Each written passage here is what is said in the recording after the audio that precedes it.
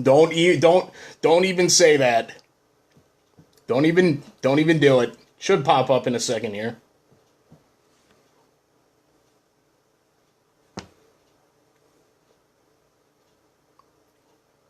There it is.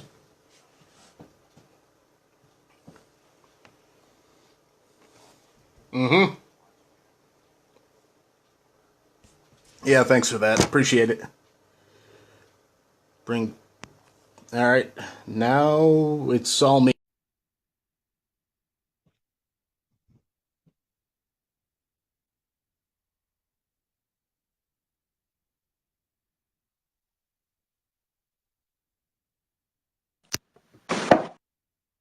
There we go. There it is. Oh, shit. There we go. We got to go right.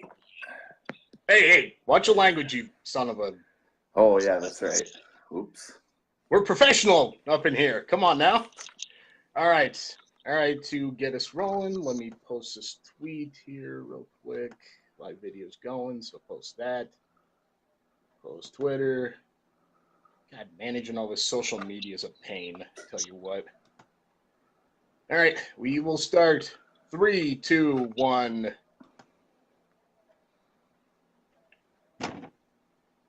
I'm only going to give us. I can't even. Oh, for the love of. Really? Is that what we're doing? It's Really? backwards, but I think people can figure it out. Oh, you gotta be kidding me. Yeah, I can read it backwards. Thank you. Appreciate that. I can read it backwards. Gonna put it up here. All right. 2 more seconds. Greetings. Welcome in, everybody, to a special edition of Global Dynasty Sports Talk Radio. Special edition number 13, I believe. 12 or 13, can't really remember. And Taylor's already just raking on my nerves. Welcome in, everybody, whether you're watching us on Facebook Live or you're listening to the podcast. We are recording for the podcast as well. That will be posted as soon as I get the production done. Welcome in to our 4th annual NFL first round mock draft. How's it going, everybody? Hope you guys' week is going well. Beginning of the week, case of the Mondays. Don't tell me that's a Brett Favre jersey. See if we can do it. I can't contort my body. But yes, it is. Oh dear Lord. Oh, well, I can't wear a Teddy Bridgewater one. Oh, I have no words. Okay, let's just get rolling. I got nothing. I don't even know what's happening, everybody. All right, before Taylor throws me off anymore for the podcast, everybody, let's get right into this, Taylor. I've told you so many times, this mock draft has drove me insane. I mean, as soon as we're done here tonight, I will be relieved. I cannot tell you. Are you sure? I don't know. I cannot tell you. Because you're going to be sweating on Thursday night when the draft comes around. So I don't know if you're actually going to be relieved. What makes you say that exactly? Because the Eagles are probably going to screw this up. When have we ever screwed up a draft? Okay, don't put me on the spot like that, but when have you, whatever. Anyways, Carson Wentz, that jersey that you're wearing right there. All right, he's a bust right now. Yeah. Who's got a Super Bowl in their history? Not him. Not him. Well, actually, I believe he does have a ring, so... He didn't play. Anyways, we could... All right. Everybody, as you know, if you've been listening to us since the very beginning, once Taylor joined us full-time, we could argue back and forth for hours upon hours, but nobody has that kind of time, even us. Taylor's got a wife and 3 kids, and I do not have any of that. So technically, I could argue all day long, and Taylor might have to leave after a while. Taylor, before we start our mock draft, there was something else I wanted to take care of.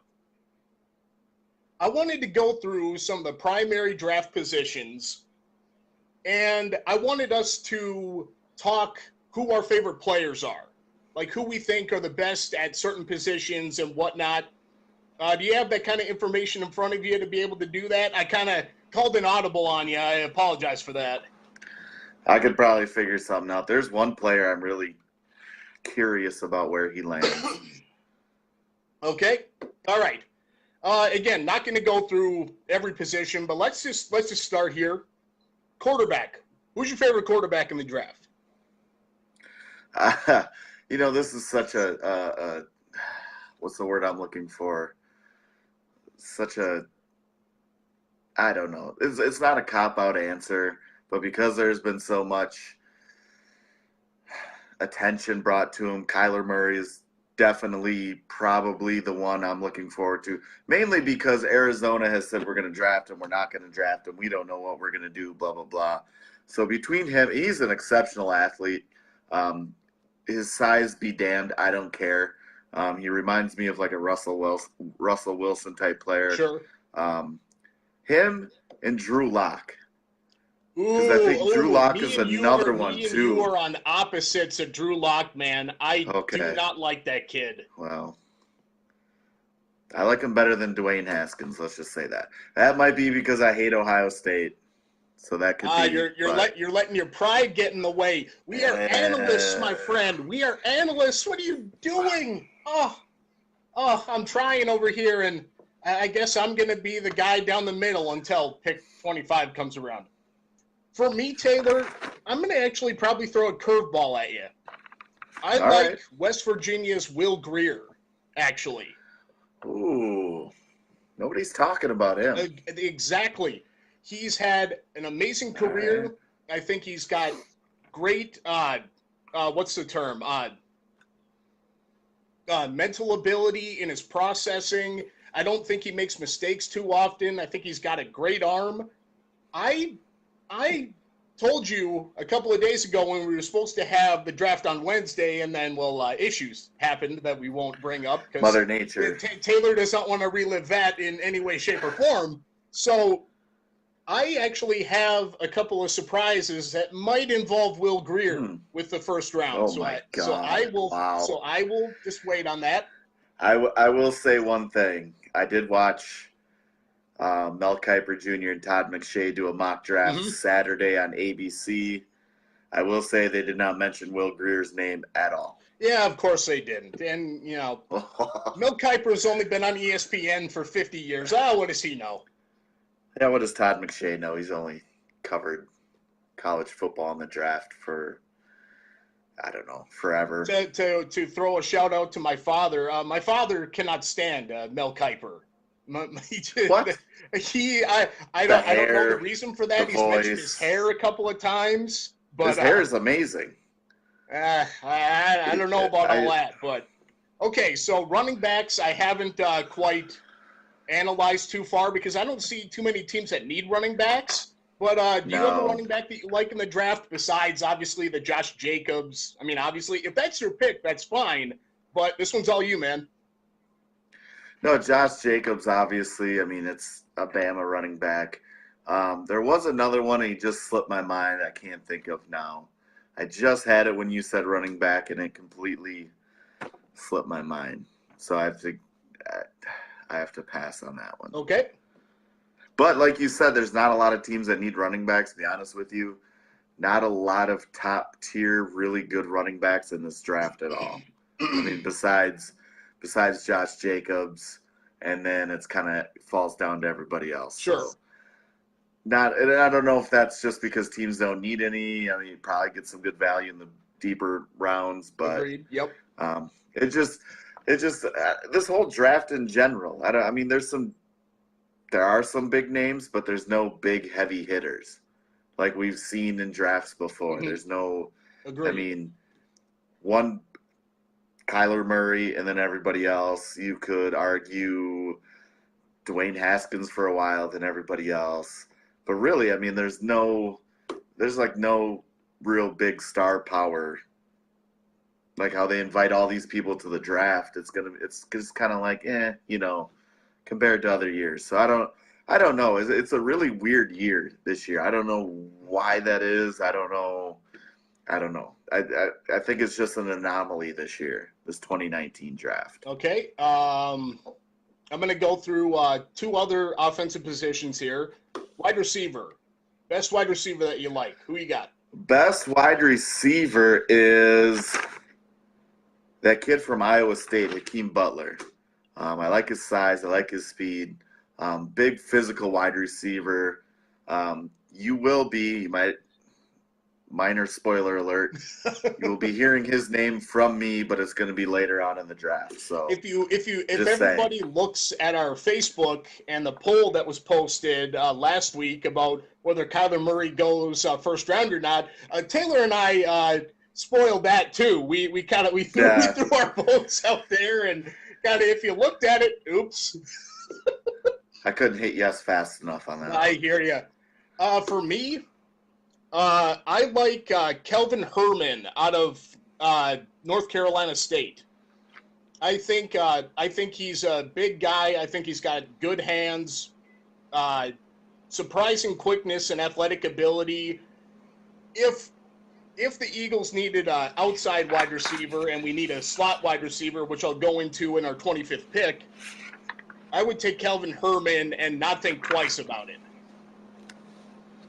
All right, there's been some talk, and I didn't go wide receiver, but there's been some talk of your Eagles picking a wide receiver, not that name, but another name from Oklahoma. No. Now I'm going to throw this guy. Right. Now I'm going to throw this guy in. I know he's not a wide receiver, but he's a tight end. The fellow from Iowa. There's actually two good ones from Iowa. They're both going to go first round, and if they don't, I'm going to be shocked.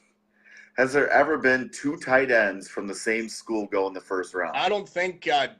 Not to my knowledge. I don't think ever. And who would have thought they'd be from Iowa? Right. Iowa. But the one I'm looking at is T.J. Hawkinson. I think nothing against Noah Fant. I think he's a great player too. I like Noah Fant better, actually. Okay, well, agree to disagree then. That's fine. Okay. But again, both of these were. I'm assuming I'm not going to, try and do your draft for you, but I'm guessing both of those names we're going to call in this mock draft. You would think, or one of my surprises. Oh my God, maybe you're not again. Oh my God, you're going to have Noah Fant first overall, probably. Yeah. I don't know about that. Would be something. Don't know about all that. Okay, I'm going to just jump completely to the back end on the defense. Favorite cornerback in the draft. Favorite cornerback. My favorite name cornerback is Greedy Williams. He's not my favorite, but I like his name. Right. Mainly because I think I'm going to steal this from Todd McShay. He said it perfectly. He's a buffet tackler. Kind of picks and chooses when he wants to tackle. However, the kid is very talented. He can jump a route like no tomorrow. Let's see, going down. Byron Murphy is another one I like too out of Washington. Your Washington Huskies, by the way. My favorite cornerback in the draft, and I think people are sleeping on the kid. I think so too. Byron Murphy, he played primarily on the left. The guy has ball skills that not enough people are talking about. He covers well. He stays attached to the wide receiver's hip. Throughout a certain segment of games, I can't remember how many games, he only allowed 8 receptions on 24 targets while grabbing 4 interceptions in that span as well. That's pretty good. Yeah, but with Greedy Williams, you're going to get a very talented player. The problem is, he would never fit into a Mike Zimmer defense. Because Zimmer, as much as he loves cornerbacks, he wants cornerbacks to be physical and to tackle. Yep. I don't see that from Greedy Williams. Me neither. Byron Murphy, that kid from your Washington Huskies. Spoiler alert, I'll be saying his name later this draft. I will keep my mouth shut on that one. All right. All right. Going back another position, favorite safety. Favorite safety. I'm going to surprise you. Are you? I only got really one safety. This isn't a position I've really looked at, but Deionate Thompson out of Bama. Okay, as much as I don't like Bama, I love All right, this is Again, we got to go down the middle here. Let's no, I'm kidding. Anyways, say what you will, man.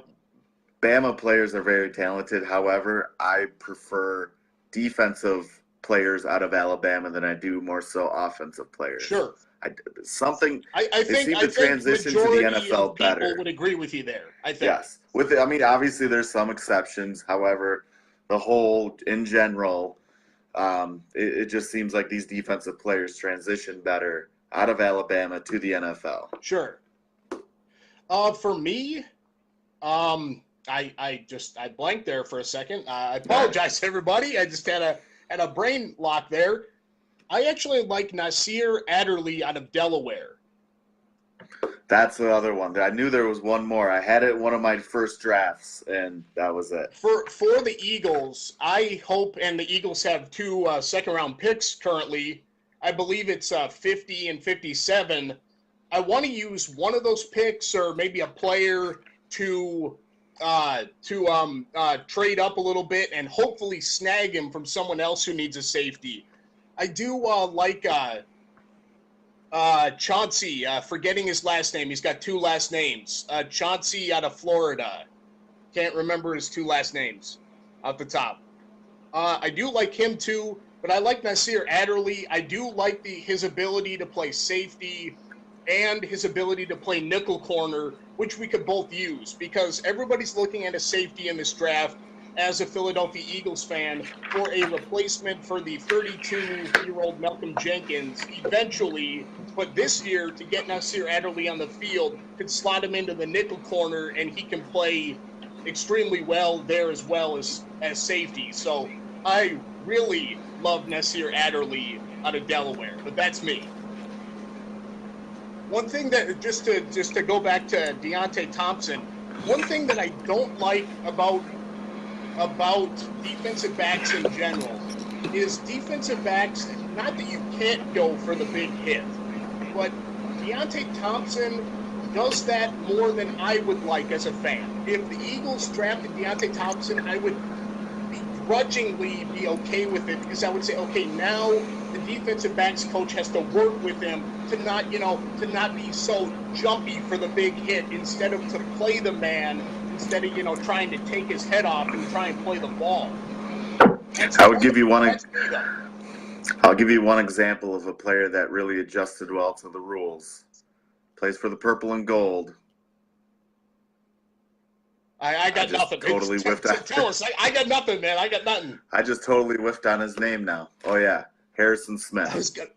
I wanted to call him Hunter Thompson. That's not right. I was going to say, how do you That's an author. Oh, if my brother was watching this right now, my brother owns a Harrison Smith jersey and loves Harrison Smith. The hitman. My brother probably would be sitting there going, what in the world is happening? He's a Vikings. How do you whiff on? Anyway. I'm staring at you thinking Hunter and going, that's not right. Harrison Smith. Anyways, a guy that loves the big hit that has, kind of really adapted well to the rules. 100%. Best safety in the league, by the way. Just saying. No, don't. He is. We're gonna agree to disagree, and I won't argue on that. All right, Taylor. Any other players that you would like to cover before we get into the nitty gritty here? Any players that I haven't mentioned, a position that you want to talk about first? You know what? Not really. It's just going through this draft, though. I did realize, and I saw kind of a pattern. This might not be true with yours, but a lot of defensive players in this first round. A lot of defensive players. Honestly, again, so just so this is clear and everybody can laugh at me, I still own a physical disc for when I need to, the computer needs to be, reformatted. It needs to be reset, I own a disc of Microsoft Word 1997. What year is this? That for the fact that I can just put the disc in, there's no bells and whistles to it, it's bare bones, and it just works flawlessly. If there was a log on this thing, it would be like reading the terms of use for an Apple product. For those who do not know, fun fact, if you read from word 1 all the way down to the bottom of the terms of use for an Apple product or iTunes or something like that, it would take you 13 years to read through it. And that's true fact, fun fact, I swear, it's true. That doesn't sound fun. Fun? No, absolutely not. And this started out as fun for me. And about a couple weeks ago, I was just sitting there like this for everybody on Facebook Live. I'm just like, oh, where's the vodka? Where's the I was feeling like a photo that I sent to Taylor over the weekend while watching Minnesota United, and Taylor said, I looked like I drank too much tequila, wanted to vomit, or both. And that's how I feel after this, Taylor. After tonight, I'm going to sit back in my office chair, and I'm going to say, thank the Lord, this is done. Are you going to drink some tequila? I can't remember what liquor I have in the fridge. No underage drinking, kids. Just throwing that out there. Let's not encourage I'm well of age. That kind of stuff. No minor consumptions, everybody. Oh, by the way, I'm going totally Minnesota. I got Surly, by the way. There you go. Best beer ever made. Now before we get going here, I was going to wear my Philadelphia Eagles scarf that I do have that my former co-host Nikki Watson gave me for Christmas a couple of years ago. One of the greatest gifts I've ever received. I loved it when I first opened it. It sits on my entertainment center, draped on the side of my entertainment center. One side is the Philadelphia Eagles scarf. The other is the 2017 Minnesota United inaugural season scarf that I got on home opening day. Both those scarves are draped on my entertainment center. They've never been touched since. I was thinking about wearing it, and then I thought it's never been touched. I'm going to leave it as is. So there we go. How about give me one of them scarves? Well, a Minnesota United scarf? Well, obviously not a Philadelphia Eagle one. I'm surprised you don't have one, Mr. Johnny Come Lately to Minnesota United. Get on it. Get some merch. Get a hat. But the thing is, I want those drift jerseys. Now Taylor. They're really expensive. Now Taylor, just real quick, everybody. Taylor is a Minnesota United fan and a Tottenham Hotspurs fan. He's brand new to soccer, and he's going to venture out to other leagues eventually once he gets it all down. The fact that he does not have a Tottenham scarf and a Minnesota United scarf, Taylor, from one soccer fan to another, it's a cardinal sin not to have one. It's a rite of passage. Truth be told, everybody, I have 4 Minnesota United scarves. Count them. 4, including. Why don't you throw one my way? You don't need 4.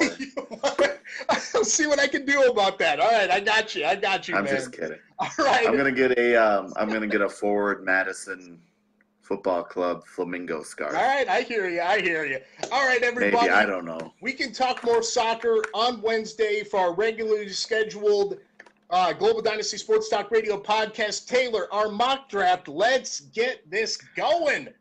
I will start. Taylor, right.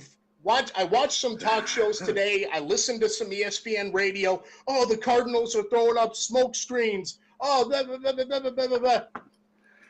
First overall, the Arizona Cardinals are not fooling anybody. They hired Cliff Kingsbury. I must pound on my desk so it can be heard on the Facebook Live and into my microphone for a reason. Arizona Cardinals quarterback out of Oklahoma, Kyler Murray. Kyler gives another weapon to Johnson, one of my favorite running backs in the league. Love watching him run the ball. That could really get scary over time. In a good way, of course. Later in the draft, the Cardinals may be best served to get a wide receiver or 2 just for when Larry Fitz finally hangs it up. Taylor, your first pick. So I saw this, was it last night or today while I was at work? Report, Arizona Cardinals are backing off of Kyler Murray. Yep, don't believe it for a second. No way. Not happening. holy crap, do I need to change my mock draft? And I thought, you know what? No, I don't. Because they've thrown one smoke screen after another. I'm going with you, Oklahoma quarterback, Kyler Murray, Russell Wilson 2.0. I've heard that a lot today as well, and you know what? You're not wrong there. No. Okay. I don't know if he will have the same success as Wilson, but I don't know. be I think damn it'll close. take time, obviously, with the state of the Cardinals. But having David Johnson in there, after having the down year last year that he did, he had no offensive line. So people saying, "Oh, David Johnson this, David Johnson that," stop it. He's still one of the best running backs in the league, and with Kyler Murray in front of him, can only be mutually beneficial for both players. Number 2, the San Francisco 49ers. Oh, forgot. 4th annual draft, everybody. Taylor, it's crazy that this is already 4 years. Where's time go? I can't. Like, you're asking, I don't know. You're asking the wrong guy. person. I hear you. You know what? And I was thinking about authorizing trades on our mock draft. I thought about it. It was late though. I thought of it like 2 weeks ago, and I said that's way too late. If I would have told you 2 months ago, that would have been different. But I was like, it's too late. We can't do it. So for those of you new to how we do our mock drafts, we do no trades no matter what. So just no matter what, there will be no trades. Number 2, San Francisco 49ers. Edge rusher out of Ohio State, Nick Bosa. He offers a polish and pass rushing skill set, exceptional processing skills, outstanding play strength, and the athleticism who will need to work on the next level to beat elite tackles and guards that are slow-footed. Taylor, I like Nick Bosa. I was watching some film of him, and I don't want to say that there's something off. I know the 49ers are a young team. I just don't think Nick Bosa is gonna from the jump gonna go. You know, like he's gonna maybe take a couple of games, maybe in the second year kind of thing. I'm probably gonna be wrong, but that's just what I see. Number 2 for you. I flip-flopped this one. I don't know how many different times. Finally, I just went with my gut, and I just said, okay, as every pick I went down where I flip-flopped this and that, I just went with a gut feeling. Thought about Nick Bosa here. I'm actually going with defensive tackle Quinnen Williams out of Alabama for the 49ers.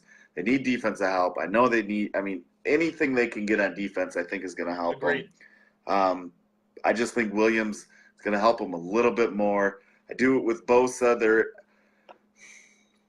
To say something is off, I don't think is right, but at the same time, there's something different, I guess. I don't know. You mean with Nick Bosa? With Nick Bosa, okay. Yeah. There's something. I don't know what it is. So we're having the same kind of feeling, basically. There's something. He's a great player. I don't want him to show up at my house and beat the crap out of me. Absolutely not.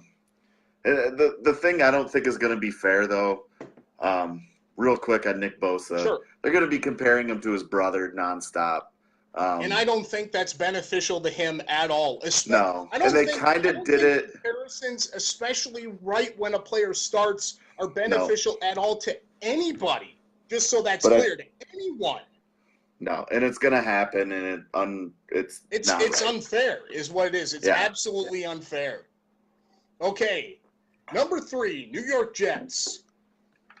I have who Taylor just picked. Defensive tackle out of Alabama, Quinnen Williams. He dominates with a rare blend of quickness, power, flexibility, processing skills, and technique.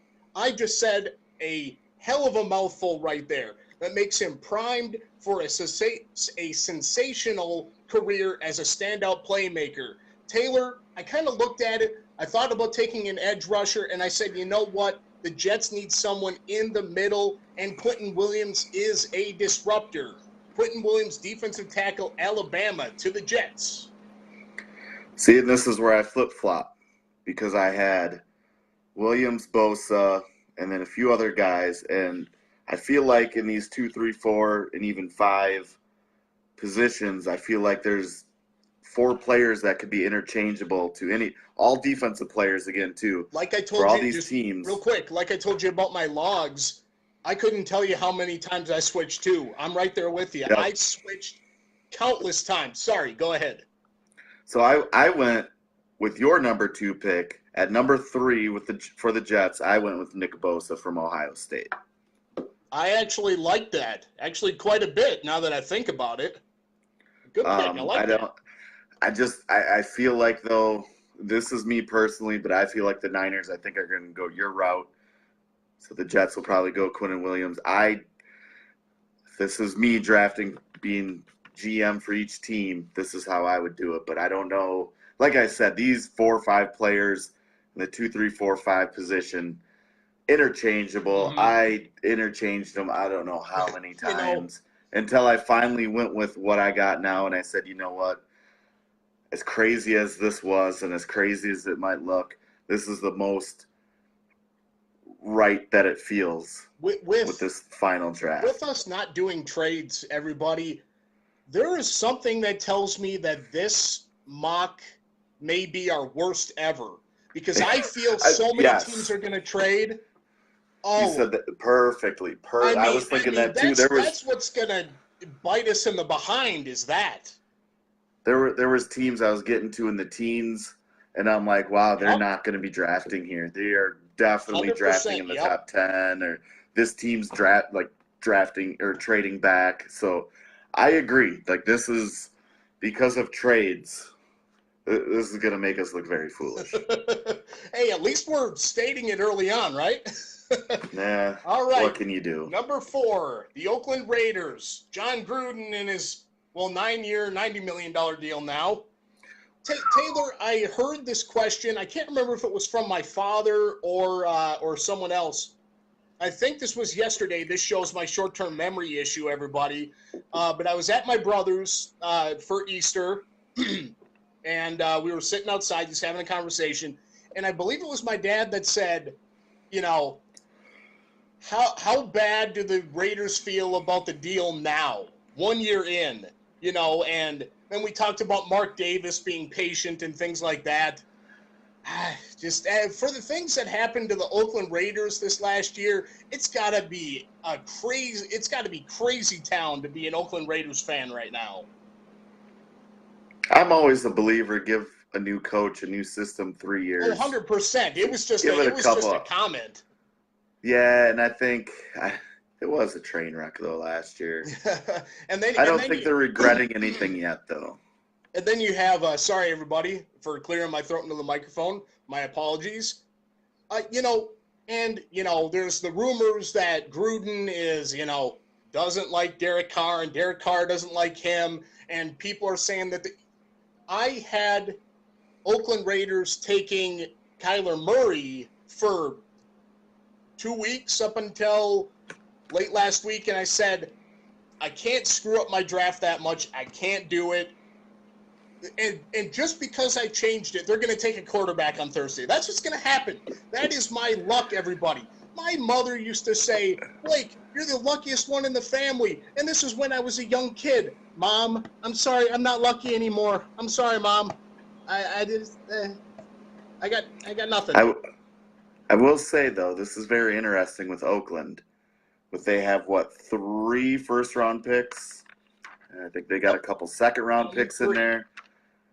Do they trade up to that one spot?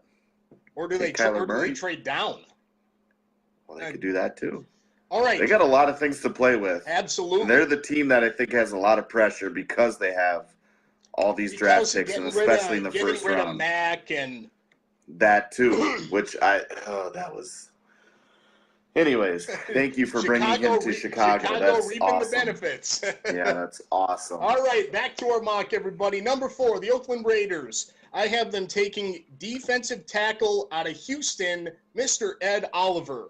Oliver has penetration ability with quickness off the snap and utilizes his hands to play through contact, makes him an ideal fit in a 4-3 alignment. While he lacks size, Oliver plays with tremendous leverage and offers play strength.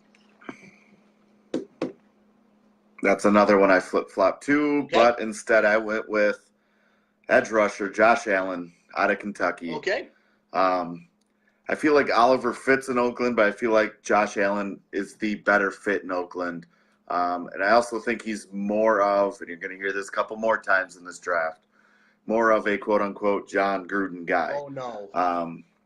Yes. No, I yes. said it because of something in front of me. Oh, no. Sorry, finish your thought and I'll get into that. Sorry. Oh, my God, you scared me. But no, that was pretty much it. He's like a John Gruden guy.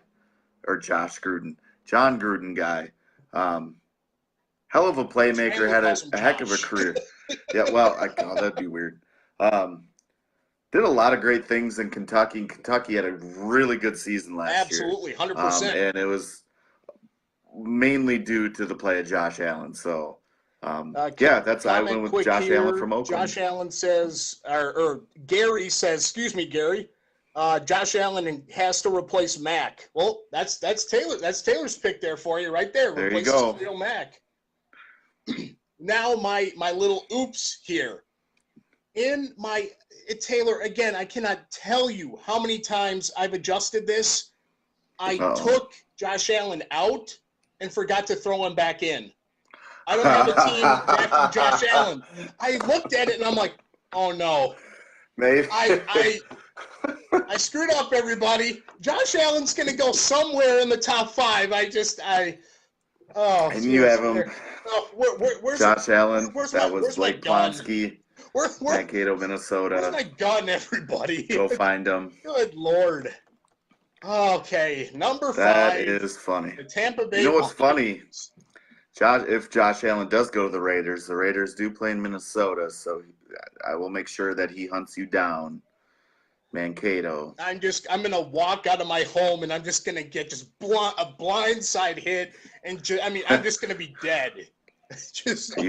Man. Is your name Blake? Josh Allen. If you get wind of this, if you would like to come on for an interview, I will apologize and explain the situation. Suck up now. If you would suck like. up now. All right, number 5, the Tampa Bay Buccaneers. Taylor, I will take inside linebacker out of LSU, Devin White. Plays with aggression and a high motor. Gets into passing lanes well and is a pursuer of the football, which causes him to go for the big hit versus the wrap-up tackle. Now, Taylor, me as a football fan, I want a linebacker to make the wrap-up tackle. Again, sure, the big hit, the crowd goes wild, but the wrap-up tackle makes for precision, is the sure thing. I don't necessarily like that, but again, this is me picking nits, being a nitpicker here. Devin White is a great player with a bright future. The Tampa Bay Buccaneers need an inside linebacker after Kwan Alexander's injury and leaving the team. And if I remember correctly, their other middle linebacker, I can't remember his name. Big, used to lead the team in tackles. I can't think of his name right now. I can see him. Me too. It's right there. I can't think of it. Either way, Devin White, inside linebacker out of LSU to the Tampa Bay Buccaneers. Taylor, number 5. I'm also going defense. However, I'm going defensive tackle Ed Oliver out of Houston. I did see something, though. And again, you hear so much stuff on the draft. There was, I don't know if it was an NFL scout or something that heard that last year in Houston, Oliver was kind of like a cancer in the locker room. I did not hear that. Okay, that's people. interesting. I didn't hear that. He was talking a lot of smack and this and that. So I don't know. Because of that, he might drop actually farther. I don't. Is that what you're hearing, or is that just kind of a gut thing? I don't know if him, people saying this rumor of he's, a bad person in the locker room, if that's. I've seen crazy stuff happen because of all these rumors. People start dropping. So. Oh yeah, sure. I don't know if that's going to happen. I don't think so because of so many teams up here need defense. Right. But it's something to watch out for. This is the first I heard of it. Other than there was a time that Oliver was hurt. There's a game against Houston. It was cold out. He was wearing one of the jackets. Head coach yelled at him. They got in a screaming match. I don't know if you remember that. They got in a screaming match on the sidelines as they were leaving the field, mainly because the head coach didn't feel like Oliver should be wearing that, those big oversized jackets that the players wear that fit over the shoulder pads. Yep. Mm-hmm. He felt like that should be for players only, not somebody sitting on the sideline. I get the logic. That's the only. As that is, I get it. That's the only really, I guess, bad thing I've heard up until yesterday about Ed Oliver. So okay. But I got him going to Tampa Bay. I don't think he falls out of the top 5, but there is a possibility. Maybe there's where there's smoke, there's fire, there's more to it, but I don't know. I just think too many teams need defense, though. Sure. All right, number 6, the New York Giants. Will they take a quarterback, Taylor, with number 6? Will the New York kid, Dwayne Haskins, go to the Giants?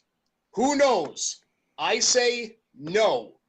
New York Giants will take edge rusher from Michigan, Rashad Gary. Oh, all right. The Giants don't have much up front, so they need to take someone on the defensive end. Manning, yes, I get it. He's 71 years old. I get it.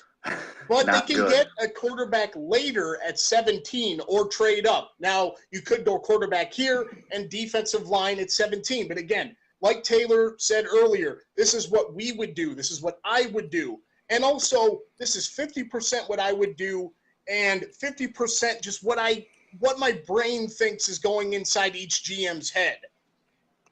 Gary has natural strength and quickness off the ball and should be decent against the run as well. Taylor, I did not see a ton of Gary at Michigan this year. You're a Wisconsin guy. That's Big Ten. Give me the lowdown on Rashad Gary. See, it wasn't a great year. He had kind of, I guess you could say, a down year. So a lot of people are kind of down on him and don't think that he's going to, project to be a really good talent. High upside. But I just agreed.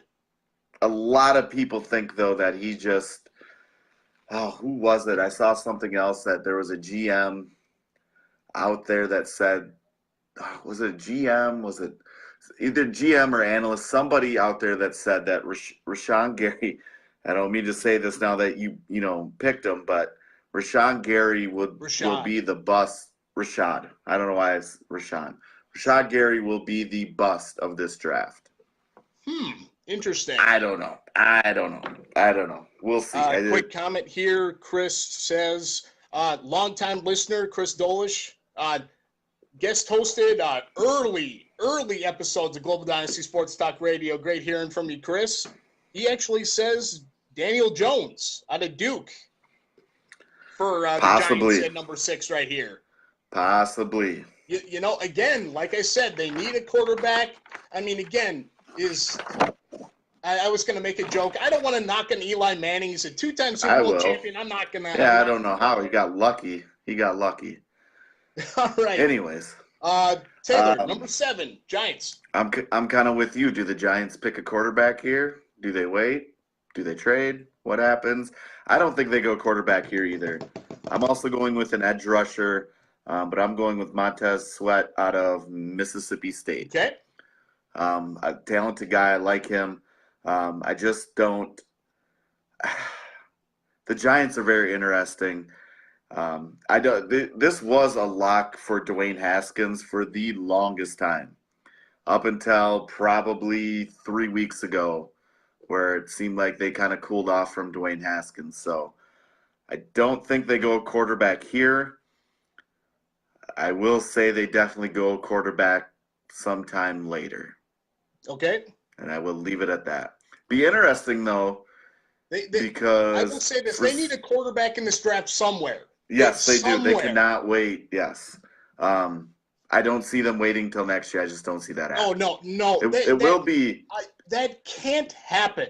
I'm sorry. It's the Giants, though. I know that. I get it, and I know that everybody's pissed off. You know how much as an Eagle fan, yeah. Everybody's pissed off that, Odell's in Cleveland. Okay, look, your GM cannot be that stupid. Giants fans, your GM can't be – no, Taylor, no. No, I'm being dead serious here. The GM cannot be that stupid. If he is that stupid, I should be the next GM, okay? Because I'm the one saying – Taylor, Bolt and I, we've just said it. The Giants cannot go this draft without taking a quarterback. I don't care who it is. They can't do it.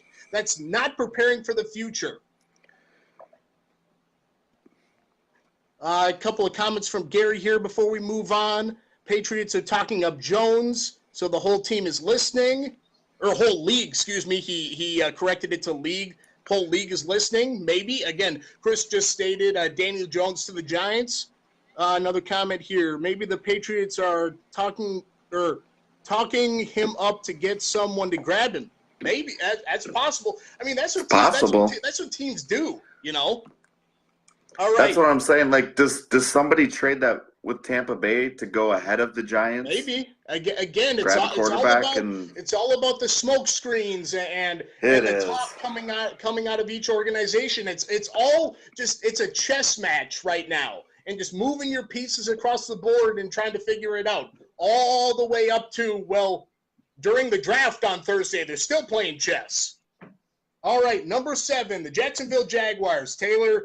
They've got Nick Foles, the Eagles savior that won the Eagles, our first ever Super Bowl championship. Nick Foles will live into perpetuity for the Philadelphia Eagles for forever. Do you know what that word means? Perpetuity. Do you know what that means? Does it not mean forever?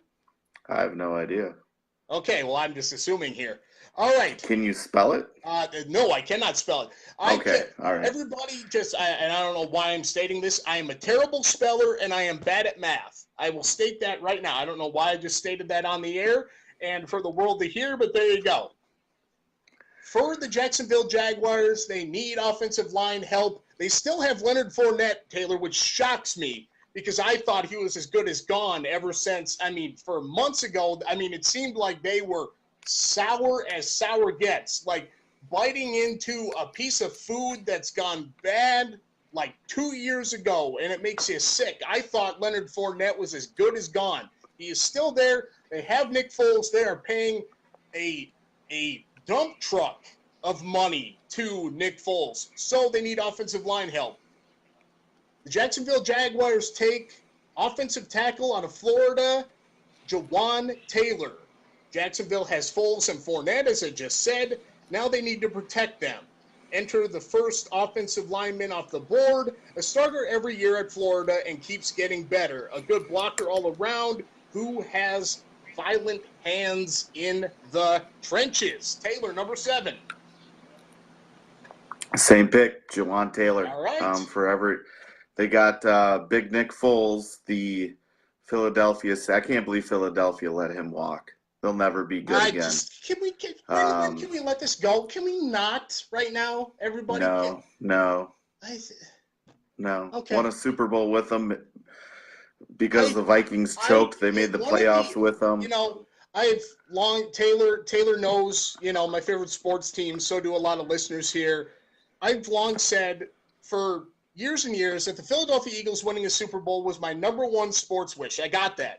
My 1A is a Minnesota United MLS championship. That I will love that too. Quick comment Maybe again this from year. Gary here. A lot of lying by teams right now. He says, LOL. You know what? There might be some of that going on. Let's see. I think if every team says, I think every team is lying, and if they tell you they're not, they're lying. Right. Gary also says, a lot of BSers. He says online or wide receiver for the Jaguars. He means O-line there, I believe. O-line. It's probably, or maybe they. Gary, was that maybe one of they those, want America was that one of those Online. I don't know. autocorrects? I hear you. No, he meant O-line. I get it. They're gonna go America Online with their 7th pick. I don't even know where to go with that. I don't know what that means. All right, everybody. Number 8, the Detroit Lions. Taylor, you already have him drafted. The edge rusher out of Mississippi State, Montez Sweat, a freak athlete with potential and then some. The Lions need someone across from Trey Flowers, Sweat has explosiveness, a great motor, and doesn't lack motivation to keep fighting. One thing that I do worry about is him getting double teamed. So I don't think he'll exactly put up the stats he did at Mississippi State, but he will get dang close. What I mean is that in his rookie year, he's not going to get 13 sacks, but I think he could get 7, 8, maybe 9.5. He's going to get close, and I think he's only going to get better because the guy's natural abilities are just there. Taylor, what do you think? See, I've seen a little bit of a shift in this NFC North with obviously the Bears getting Mac. The Packers got some pretty good edge rushers now. The Vikings with Anthony Barr and that defense. Lagging behind all three of those teams is Detroit, so I think they have to go defense here, especially with their defensive-minded head coach, Matt Patricia, who had the greatest beard in all the NFL. But I'm going with the guy that you drafted as well earlier. I'm going with linebacker Devin White out of LSU. Okay. All right. Number 9, the Buffalo Bills. Second offensive tackle off the board, 1 and 2. One goes first, then the other. Offensive tackle out of Alabama, Jonah Williams. Williams has balanced and smooth footwork combined with a technical refinement and excellent play strength that make him an exciting prospect. He has been tested against the best pass rushers in college football, or that college football has to offer, rather, and has been an anchor for years. His lack of length, rather, may force him inside, but that's good that he can play in multiple positions. The biggest thing, though, get your quarterback more on the line to help him improve and improve on the good steps that Josh Allen took last year. Because, Taylor, I think you would agree that we were both impressed with what Josh Allen did last year. Yes. I would agree. All right, and that's why, like I said, the Bills let's just say this. Keep them upright, maybe open up more holes for LaShawn McCoy and Buffalo Bills. I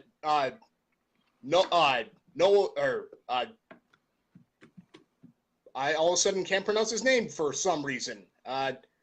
Offensive tackle out of Alabama, Jonah. There you go. Sorry. Wow, that was a bad brain lock. Jonah Williams. Taylor, number 9, Buffalo Bills. The Vikings know very, very well of the Buffalo Bills last year. That was a butt whooping that they laid on the Vikings. You know what? You get on me for the still sour after that one. I say so much right now. I'm going to keep my mouth shut. I'm going to be the nice guy. Taylor's playing bad cop. I'm going to play good cop. Yeah, I am. Anyways, I thought about going offensive lineman here. I probably should go offensive lineman here, but what's done is done. I've already made it. I cannot go back. I am going defense. I'm going edge rusher Brian Burns out of Florida State on this one. One thing, since I did not bring up edge rusher, Brian Burns, favorite edge rusher in the draft, and it's not close. I love me some Brian Burns. Yes. Oh, love that man. Pretty much the only playmaker Florida State had last year. Another comment from Gary here. Oh, no, Taylor. I don't know if you – I saw it. I don't know if you – the Bills – I can't argue. The Vikings. Okay, Gary didn't state it like that, but I'm going to state it like that. The Bills own the Vikings. I can't argue that. I mean, look at what happened last year. All right, Taylor concedes. All right, bravo for that. I appreciate that, my friend. Number 10, or wait. Yes. Oh, you did make the Bills pick. Okay, sorry. Sorry, everybody. Yes. It's off his game now. Look at this. Just so everything's clear, we haven't had a show in a month, everybody. Taylor, it feels so good to be back in the saddle and doing this again. I missed it, man. I missed it. There are times where when you do passions, there are times where you need a reprieve, like after shows, after, a week of researching and things like that. I get to the point where I go, I need 1 or 2 days before I jump into next week and I start researching. A month off of this is where I miss it. This is a passion of mine. I feel like I'm a natural broadcaster. I love doing this. I love doing this with you, man. the surgery that I mentioned that I won't go into. It was pretty extreme comparatively if you really think about one thing over another. And I might be recovering from it, might be causing some of my brain locks. So I apologize, everybody. But I'm rolling with it. I'm feeling good. So let's keep going. Number 10, the Denver Broncos. Taylor, everybody says that the Broncos are going to draft the quarterback. They didn't trade for Joe Flacco. Okay, is Joe Flacco really a placeholder? Sure, but not in this pick. I don't see a quarterback. Do you? I'm drinking the Kool-Aid. Okay, all right. I am. There's a little preview into Taylor's pick. All right. I am. I know I probably shouldn't, but I am. That's okay. After losing, I'm listening to the noise. Okay, after losing Demaryius Thomas, I think Joe Flacco needs a target. Joe Flacco does not throw the deep ball very well. So, I think he needs someone in the middle. He needs a tight end that he can rely on. One of Iowa's 2 tight ends. Tight end T.J. Hickenson. TJ is a football player that is hard to find a weakness for, who is very balanced. Sorry, I didn't formulate that paragraph very well. Denver, as I just said, could use a quarterback. Here, maybe, who knows? But with trading for Joe Flacco, need to give him, as I just said, a reliable target over the middle to make short, intermediate passes and some yards. One other thing that T.J. Hickenson has been raved for throughout his college career is that he is a good blocking tight end, which Taylor, one of my favorite running backs last year, Phillip Lindsay, could really use even more of to get Phillip Lindsay going that much more. Number 10, Iowa tight end T.J. Hickenson. Taylor, number 10. Bang, bang. Told you I'm bang bang your Cactus Jack all of a sudden. I knew that reference was coming. That's why I said it. I knew it. I told you I'm drinking that quarterback Kool-Aid. You're gonna have Flacco for a year or two. That's about it. I'm thinking John Elway, the Denver Broncos go quarterback here. I'm going Drew Lock out of Missouri. Okay. Possibly maybe Dwayne Haskins, but I think he falls maybe a little bit more. But I'm just going Drew Lock, quarterback out of Missouri here. I'm not saying that he's going to be some kind of NFL superstar. I think he might actually flop a little bit. But at the same time, he might do some things in Denver. I don't know. I know we talked before the show about this, and there might be something there. We'll see. But was Joe Flacco elite in Baltimore at times? Will he be elite in Denver? I don't know. But I think they go quarterback here. I'm going Drew Lock, Missouri. Sorry, everybody, had to reach for something there. Let's see here. Gary, another quarterback. Gary actually agrees with me. He says no quarterback for Denver. Gary did not say what position he would take other than that, but he agrees with me, no quarterback in Denver. Gary, I am liking you, man. I like you. He's an all right guy. All right. He's short. Hey. He's short, but I don't hold that against him. Oh, whoa. We appreciate all of our listeners and watchers here on Global Dynasty Sports Talk Radio. Another comment from Gary here. I hope 3 or 4 quarterbacks are taken before Green Bay picks. Okay. Possibly. Gary, comment back at us. Why do you want that? Are you a Green Bay fan or what's? Yes, he is. Unfortunately. Oh, is he a buddy of yours? Yeah, I work with him. Oh, gee. Oh, I thought he was just like some random dude. A random guy? No, I'm not going to say that about a random guy. Insulting somebody randomly. I was like, that's why I was like, oh my God. I was trying to diffuse that. Okay, Taylor knows. I should have went with it. All right. I got it. All right, good deal. All right. He is a Packer fan. All right, yeah. I hear you. Okay. Number 11, the Cincinnati Bengals. Nikki Watson, my former co-host, her Cincinnati Bengals. They actually didn't perform that badly, Taylor. A lot of people say they need a quarterback here. I don't have them taking a quarterback. Dalton, I think lengthened his rope a little bit from last year. Granted, it's 1 year, and Dalton's kind of been up and down throughout his career. I don't see them taking a quarterback here. I have them taking linebacker out of Michigan, Delvin Bush. Bush can play all three linebacker positions if needed and has turned into a top prospect. Thus, the second linebacker off the board. I apologize. I wrote first linebacker for some odd reason. Again, I've worked on this mock so much, everybody, that I'm writing words in here that I don't even catch. Sorry about that. With the re-signing, rather, of Preston Brown and Nick Vigil, Bush can be placed at the weak side on their three-man linebacking team. Taylor, Cincinnati Bengals. I'm saying another quarterback goes off the board. Gary, I know you wanted 3 or 4 before Green Bay picked. I can't do that. I'm going two right in a row before Green Bay picks. I'm taking the bait. I'm going Dwayne Haskins on this one. Okay. I don't think he's going to play right away. I think he's going to, there's no way. With how Dalton plays, no. You can't, no. Yeah. No, okay, good.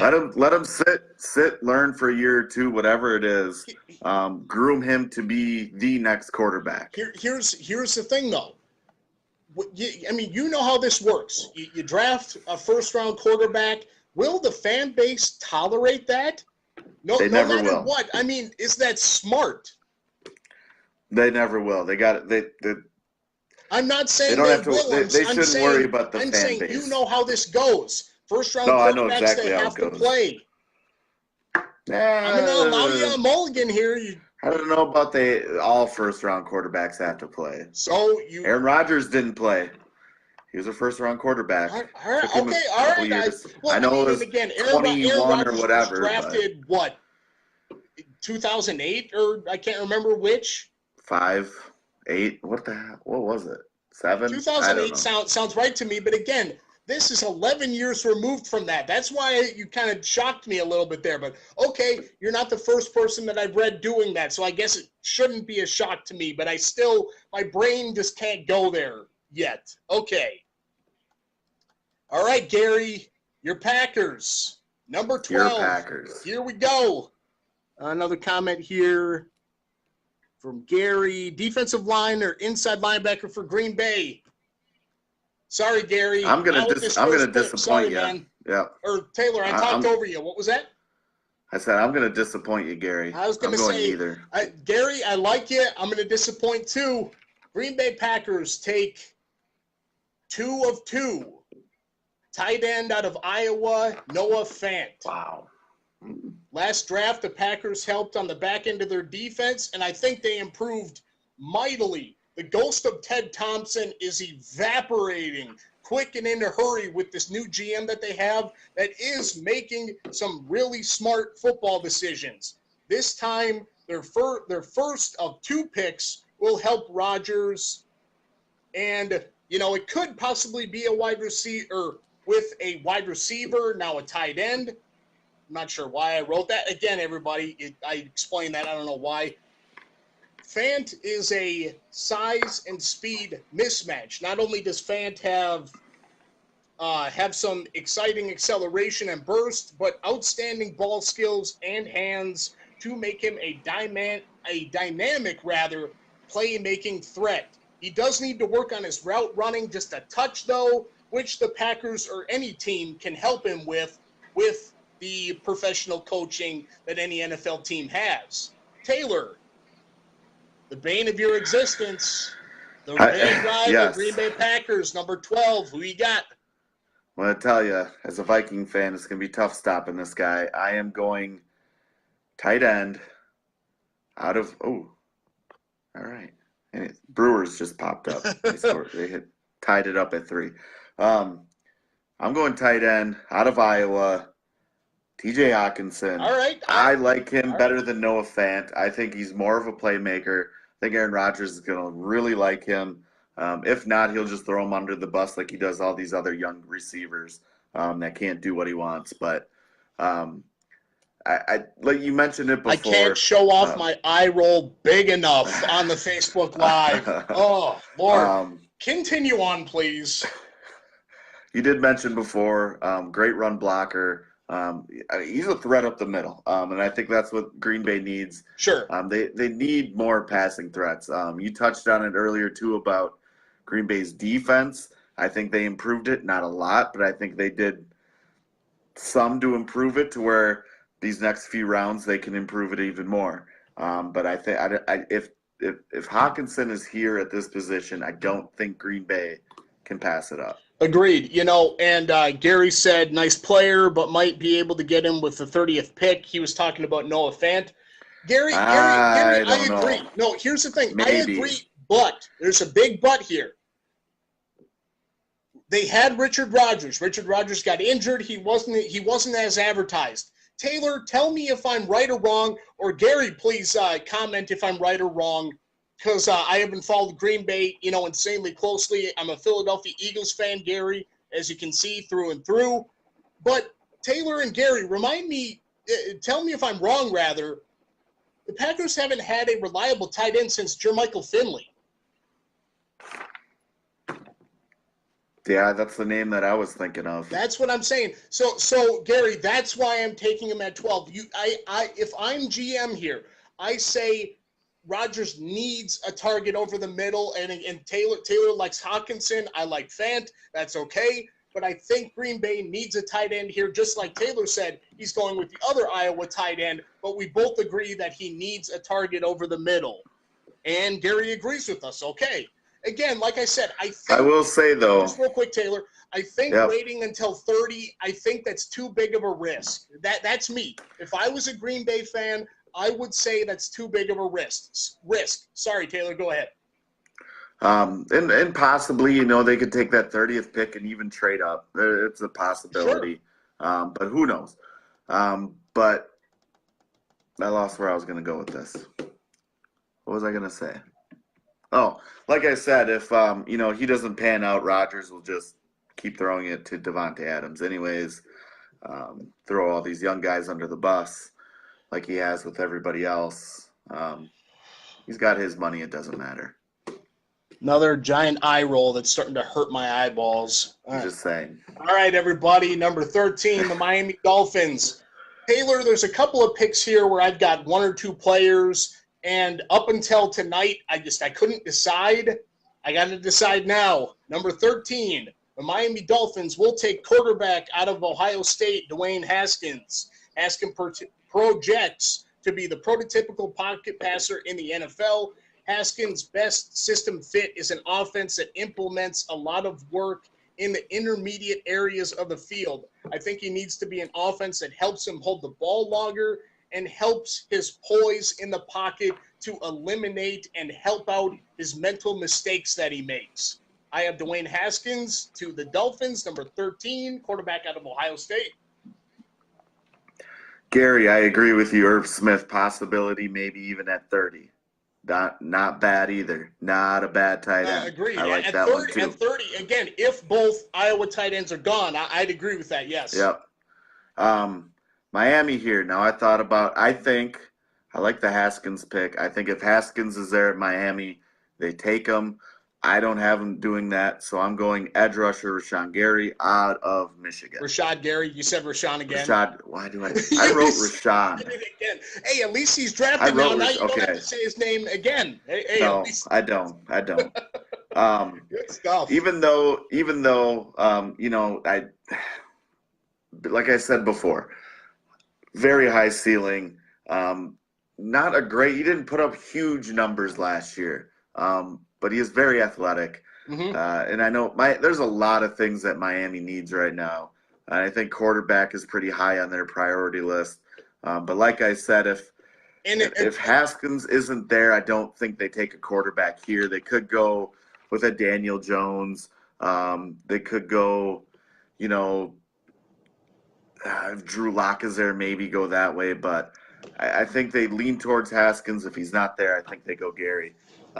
Gary Denny, I appreciate that, the compliment. You're a good man for your short stature. I keep thinking back to Taylor's just insulting a random fan. I said that's how we build something, everybody. And then I remember he works with him. Thank the Lord. That would have been funny. I will. Good for that. There's no way. But still, I gotta just keep. I will throw everybody. I will make fun of anybody and everybody. I don't care. Oh Lord. Okay, number 14, the Atlanta Falcons. Taylor, they need some defensive line help. Thus, here, defensive tackle out of Clemson, Christian Wilkins. Wilkins. I corrected it. Give me. All right, I got you. Half a second. Sorry, my bad. That's all right.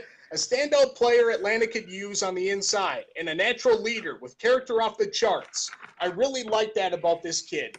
I've heard nothing but rave reviews about the kid's character. That's a great thing about Taylor, about a rookie. When you come in and, some rookies have chips on their shoulder and, they want to show the NFL what's what. I love that he's a high character player. I really appreciate that about him. He's got a nose for the football with as many solo tackles as assisted tackles. I believe last year of his career, I did not write that down. I apologize. And had great years in his last 3 as a full-time starter. I saw you smile on the Facebook Live. What was to that? What was being said here? Gary said something. Oh, I got it. I read it now. I got it. You know what? I give these guys, Blake, compliments. Say they're doing good when they're doing good. And this is what I get in return. So I call the guy short. I'm calling a spade a spade. What can I do? Number 14, Atlanta Falcons. I got cornerback Greedy Williams out of LSU. We talked. I like that. We talked about, this is a guy like I said before we went on, he doesn't like to tackle. That's not, I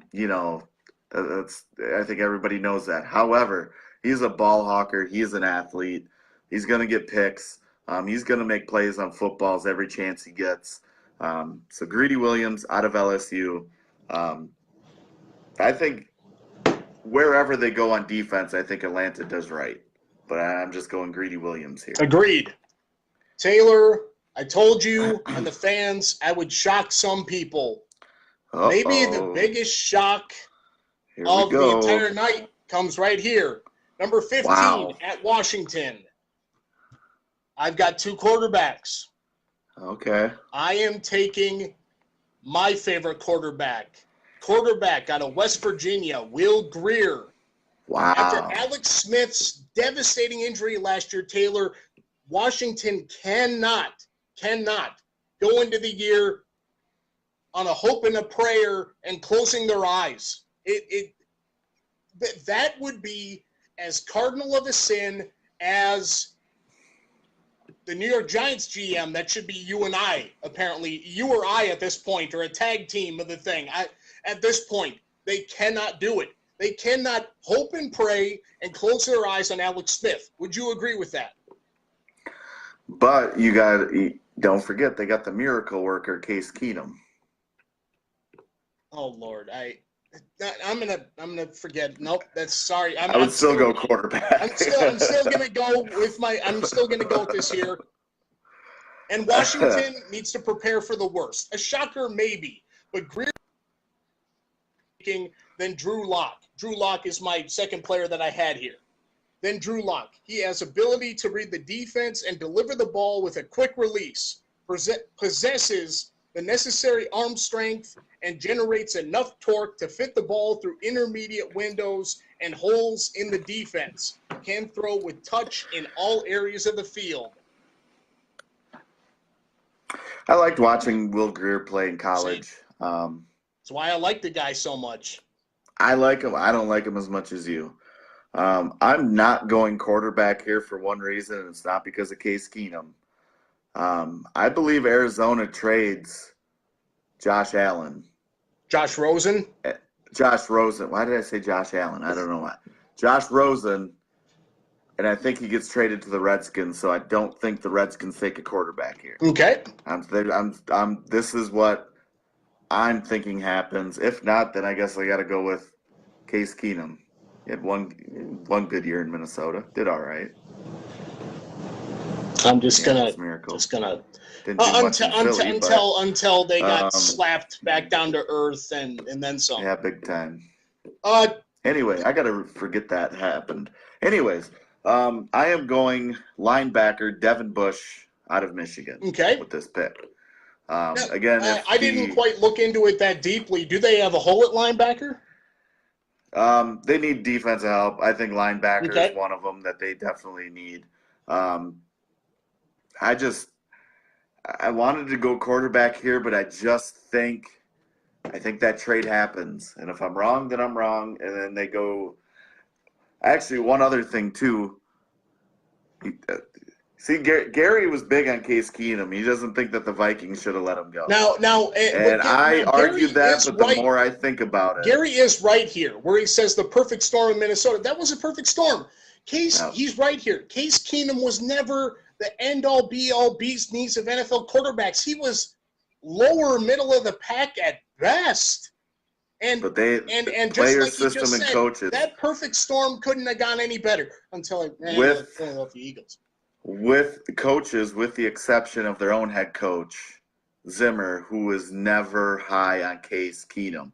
Never said he was the starting quarterback. I don't know if that was part of his strategy, whatever. Part of his strategy to screw with a quarterback psyche. Great job. Well, I don't know if he just didn't. I don't know if he didn't want him to get too comfortable saying he's the starter, always playing on edge. I don't know. But I just think he never 100% backed Case Keenum. And I think that was bull crap. So, anyways, I went Devin Bush. But here's this Washington team, honestly, I think trades up. And if we were to do trades, this Washington team, I think trades up. Taylor, I don't know. I will make a business call right here. Next year, everybody, 5th annual mock draft. Right. We will do trades. Holy I'm sure every team is trading. Every I'm going team. Trades all around. Everybody. Next year, 5th annual mock draft. Offensive coordinator. Yes. There we go. Yes, Gary. I don't know how many offensive coordinators we've had in the past 3 years. That has not. Although Pat Shurmur was very good, but towards the end of the season, I think he knew he was getting that New York Giants head coaching job. His mind went. He left town. So his mind kind of went, butterfly.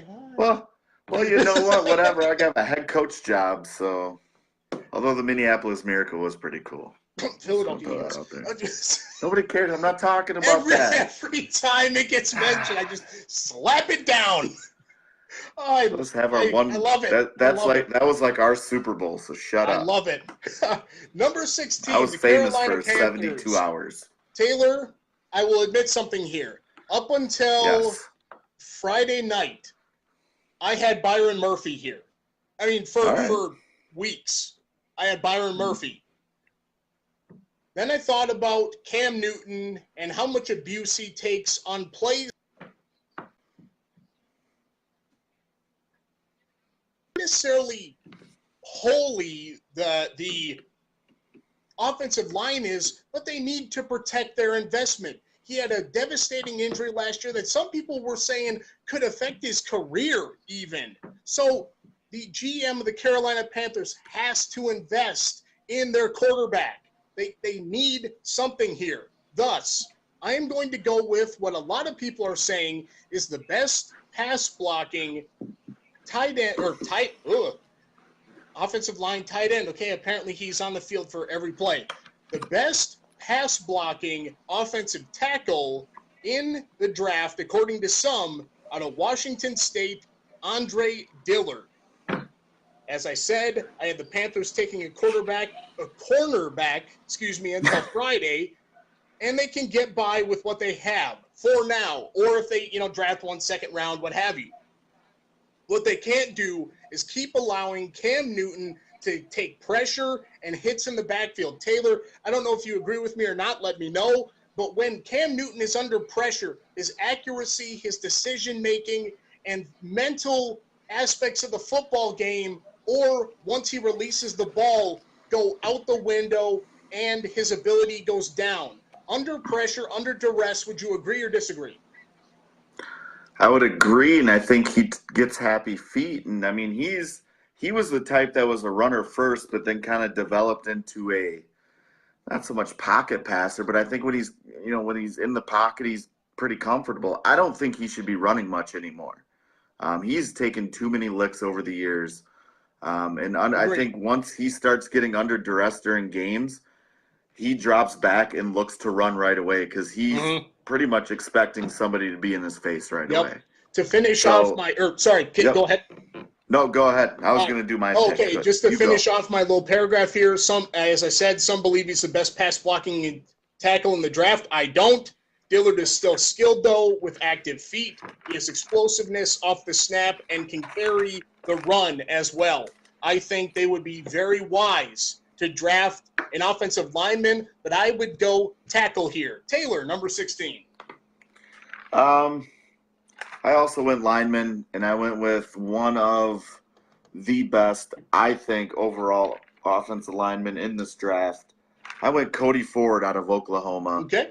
Big guy, but really, honestly, I don't think with some of these top linemen that are left after Jacksonville's pick, I don't think Carolina can go wrong with any of these 3 or 4 offensive linemen that are still on this board.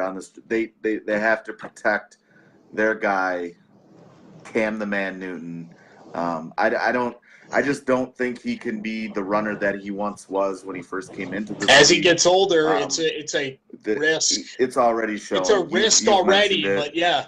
I just think they got to protect him and then kind of look elsewhere throughout the rest of the draft. But numero uno is protecting their big investment, Cam Newton, face of the franchise. So that's why I went with Cody Ford. All right, number 17. Another surprise. Uh-oh. Here the Giants will take a quarterback. This is where they will take their quarterback. But I think the Giants are going to take someone that no one expects them to. Drew Lock is possibly there.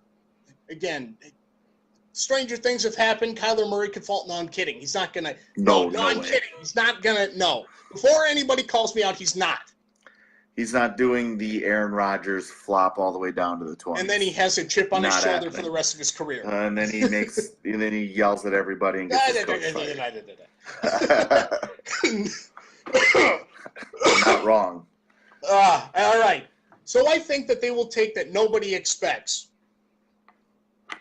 I waited. I didn't respond to what Chris said about this player, what Gary said about this player, because I wanted it to be a surprise. The Giants will take their quarterback of the future, and I'm still, for Facebook Live, for my hands here, my little scale hands, I'm still about this guy. And then some. I don't not like him as a person. I don't like him as a football player. Quarterback out of Duke, Daniel Jones. I think the Giants may take someone no one expects. As I said, thus comes Jones. The GM can say all he wants about, we love Manning. He's a 30-year-old in a 71, or he's a 71-year-old in a 30-year-old's body. It remains that they have no backup plan.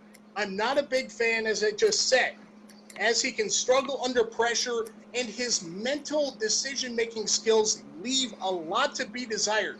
Taylor, when I watch film on him, I get scared watching him play. Having Barkley, though, can help his rhythm and get the ball out of his hands quicker, turning, and handing the ball off to Saquon maybe 400 times in 2 years from now once he's the starter. And having no one really besides Sterling to really throw the ball to. Tight end, can't think of his name right now.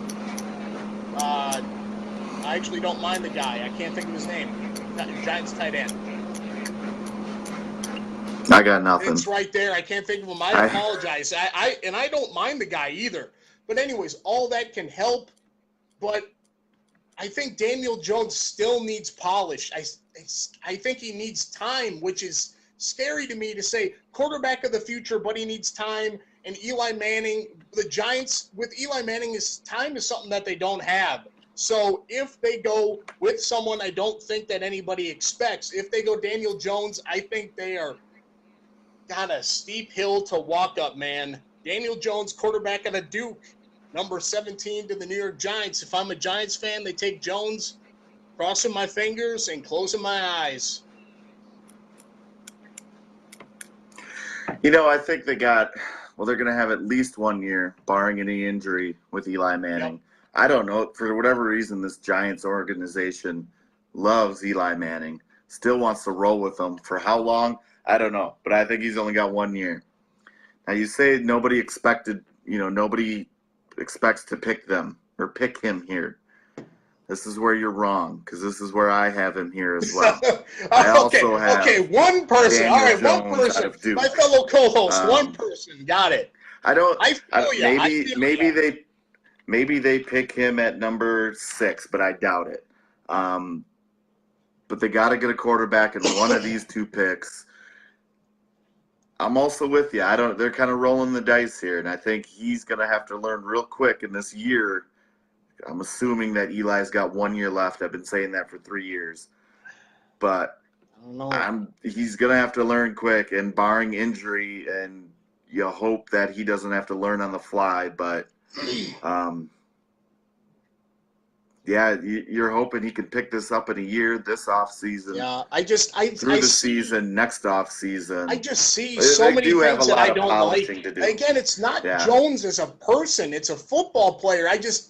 There are certain things that just make me cringe, honestly.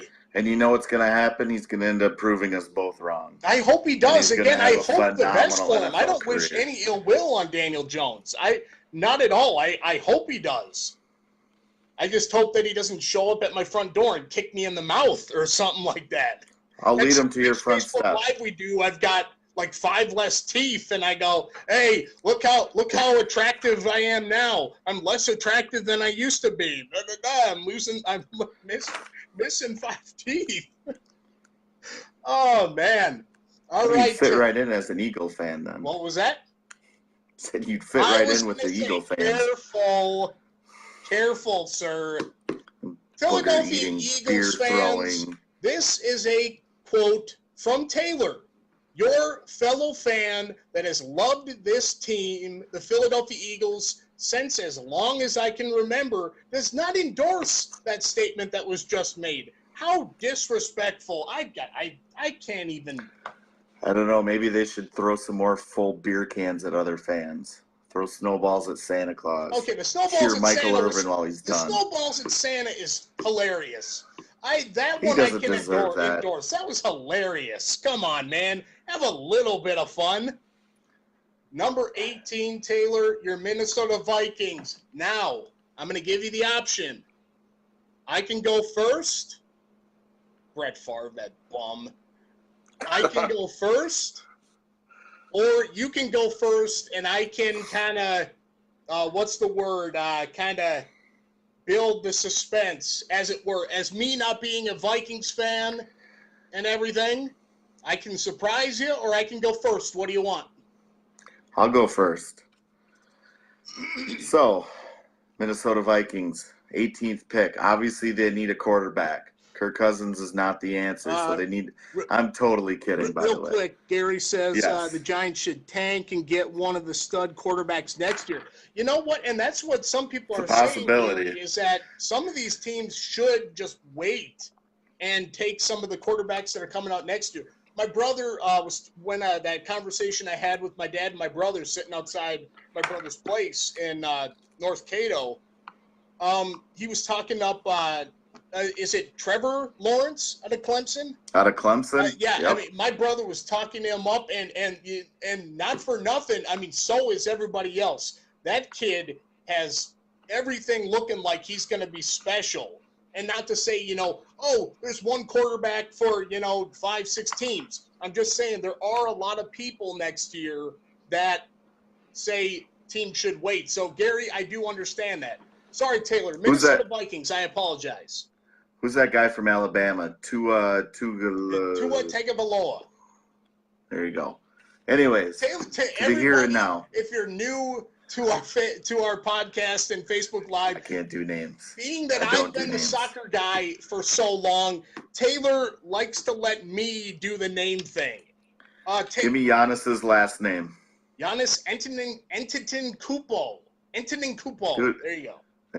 There you go. I Taylor, can't do that either. I will need to pause this on the podcast for a quick second. Everybody on the Facebook Live, I have to go grab something really quick or this Facebook Live is going to go to hell in a handbasket. I will be right back. I'm guessing it's a charger. That's exactly what now I'm you're left doing. with me. This is riveting.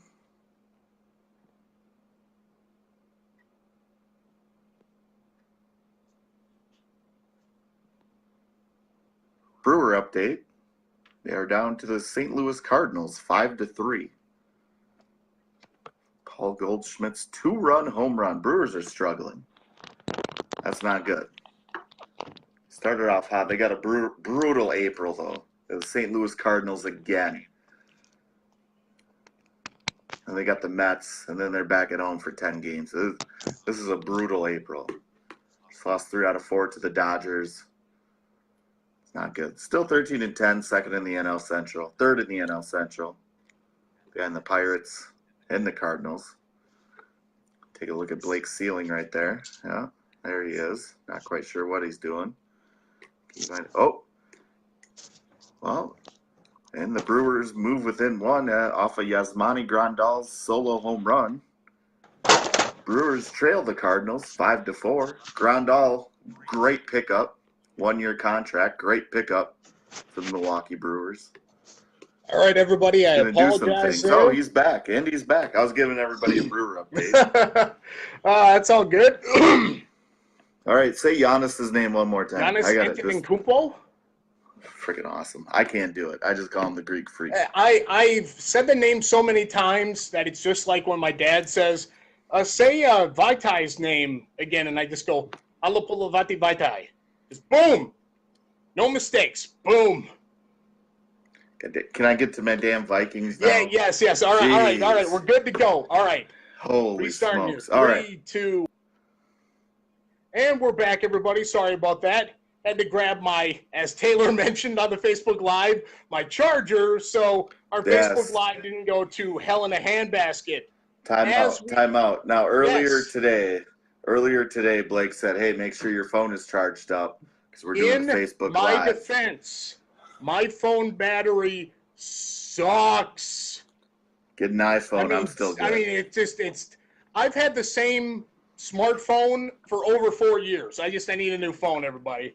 Yes, you do. All right. Anyways. Minnesota Vikings, number 18. Taylor wanted to go first. Taylor, this one's all you. I feel like we've spent so much time on this that the Vikings have gone over there a lot of time, which has happened twice in their draft. With what and they have relinquished. Said, don't mean to interrupt. What do you mean by what you're saying right now? So each team, I think back then they got 15 minutes. They get 10 minutes now to make their pick. Oh, the time. If you don't make your pick, yes. Anyway, so Minnesota Vikings. As everybody knows, Kirk Cousins is not the answer at quarterback. They need to look in this draft at quarterback. I'm totally kidding, by the way. You pay a man $100 million guaranteed. It's actually what my father said yesterday. He goes, Kirk Cousins needs to go. Get another quarterback. Okay, well that's not going to happen. Obviously. We have two more years with him, so we'll deal with that then. We'll get Alex Hornibrook or something. I don't know. Anyways, you have to protect the $84 million fully guaranteed man. This has been an issue with the Vikings since, I don't know, 2000, forever it seems like. You need an offensive lineman. Gary says you need 10 first-round picks. I wish. God, if that could happen, that would be nice. Because we would hope Mike Zimmer would probably use 8 of those picks on cornerbacks, 1 on a running back, and 1 on a defensive lineman. I have heard no offensive lineman for Mike Zimmer. Speaking of Vikings cornerbacks, I have heard rumblings of an Eagles trade for Trey Waynes, maybe. Taylor, before I don't think they would ever. Are the Vikings looking to get rid of Trey Waynes already? If the price is right, they will. Fair enough. All right, but they're gonna they're gonna be asking for a lot for him. So I don't know. It'd be tough to find. Sure. I don't think they trade him to the Eagles though. Screw the Eagles. Anyway, so offensive line help, no secret. Obviously, got to protect Kirk Cousins. He was under duress at what seemed like 90% of past plays last year. So I'm going with offensive lineman Jonah Williams out of Alabama. Jonah Williams out of Alabama. Sorry, everybody. Had to hit a button on my phone there. Before I make my pick, my brother, lifelong Minnesota Vikings fan, as passionate as I am about my Philadelphia Eagles. My brother, Cody, love you, bro. Great guy. Never met you, but you're a great guy. Oh, there you go. All right. I asked my brother who he wanted yesterday, and he said if he's still there, he actually wanted Cody Ford out of Oklahoma. Yes, if he's there, absolutely. Now, I told him who I was going to take. After my brother and I talked about Cody Ford, I almost made a switch last night. Almost. But I'm going with my gut here. The Minnesota Vikings will take offensive guard out of Boston College, Cody Lindstrom. Lindstrom. Why do I have – okay, Lindstrom. Yeah, there you go. I was going to say that makes more sense. Kind of like the great hockey player. Oh, Nicholas Lind. Absolutely, 100%. That's his son. I'm totally making I was like, I have no idea. I was like, I wasn't sure if you're serious or not. All right, everybody. Now, again, I feel like if Cody Ford is there, I think the Vikings will take Lindstrom only for the simple fact that Ford can play guard or tackle. You have Riley Ratliff at left tackle. You can have Cody Ford play right tackle. I feel like the Vikings, though, are more pigeonholed at offensive guard. I mean, and then some. You guys' guard positions are horrible right now. Mm-hmm. So we've played musical chairs with those, especially the guard positions. It seems like once we get into week 3 or 4, all of a sudden we got 3 guys that go down and we're swapping. It's horrible. It's a mess. 100%. It's a mess. And that's why I think Cody Ford I think my brother's onto something here. Because you can play Cody Ford in that guard spot at left guard or right guard. I think that is probably the smarter play. So maybe I'm wrong here, and the Vikings are smart and Spielman, who I don't feel like is a very smart man at all, for more reasons than one that will not be gone into on this episode here. But I digress. Thus, Cody Lindstrom. The Vikings need O-line help to protect their golden goose in Kirk Cousins, as Taylor mentioned the money they have invested in him. Here I take Chris Lindstrom. He can step into a starting role immediately thanks to his polish and experience at the college level. Lindstrom is a quick-footed blocker who excels at the snap, and he's quick out of the stance. I think, as I said, your weakest link, Taylor, is the guard position, and Lindstrom can play anywhere on the interior. It's either going to be Lindstrom or Cody Ford. Again, I'm feeling Cody Ford as the more I talk, I'm like talking myself into it, if that makes sense. But I have Lindstrom. I just said it. I had it for about a week and a half now, and that's who I got. See, I think obviously if Cody Ford is there, they take him. I Agreed, just don't 100%. think Cody Ford is good. I don't think Cody Ford's going to be there. Well, I don't have him drafted yet, so. I don't think he's going to be there. Number 19, the Tennessee Titans.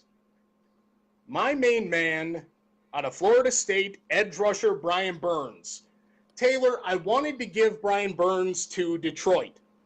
I picked Detroit taking Montez Sweat only for the simple fact that I think Sweat is the flashier player. And obviously, the combine was just a month and a half ago. Everybody has that in their mind. Everybody's talking up Sweat. He's the cover photo of mock draft articles and the whole 9 yards. So people have Sweat on the mind. They're forgetting about Brian Burns. The Tennessee Titans signed Cameron Wake, but he's long in the tooth. They need someone opposite him and to be the heir apparent to Cameron Wake. Who is the heir apparent? Enter Brian Burns. Like I said, I like Brian Burns better than Sweat as an all-around player. I think Brian Burns does everything really well. He's got good physical and mental skills and good raw talent that you want in a prospect. Maybe I'm overhyping him a little bit, but again, I got to roll with the guys that I like. Taylor, I've seen a lot of people giving the Titans a wide receiver here, which I did have for a little bit. I did have them taking a wide receiver, but I think they need edge rush help. Again, especially when Cameron Wake, who is 37 years old, finally hangs up his cleats. Enter Florida State edge rusher Brian Burns. See, I went wide receiver here for the longest time. Okay. Flip-flopped it about a week ago. I'm going defense, but I'm going interior. I'm going defensive tackle. Christian Wilkins out of Clemson.